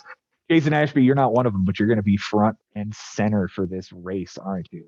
Yes, yeah. I'm not going anywhere. I'm not laying down. Y'all have to come beat me. Thanks for being here tonight, Jason. I appreciate you. Yeah. Thanks for having me. I'm always happy to be here. Love doing this. Love talking to you guys. Guys, that's going to do it for week 12. We are 9 weeks away from naming the 6 teams that are going to make the playoffs. And your head of household would just like to remind you to do your damn chores, clean the toilets, and come sit at my table for dinner. There's only going to be seats for 5, okay? Whoever doesn't do all their homework is not going to be able to sit at my table. If you're watching us for the first time, thank you so much for being here. Go ahead and click that subscribe button, ring that bell, so that you know when we go live and when we upload new content. Follow us on TikTok at It's the Bigs Podcast, all one word, all lowercase, for outtakes, hot takes, Frank takes, and any other takes that I come up with. Same thing on Instagram. If you're listening to us on Spotify, Google, Apple Podcasts, Amazon Music, apparently we're on, and something called Squawk Box, I've heard, is promoting our stuff. Sure, whatever. Go check it out and share it with your friends. Just try to grow this community, because what we're really trying to do here is we're trying to make as many friends in the fantasy baseball community and grow this community as possible. Thank you so much for being here. Until next time, it's been real, it's been fun, and it is always real fun in the bigs. We'll see you next time.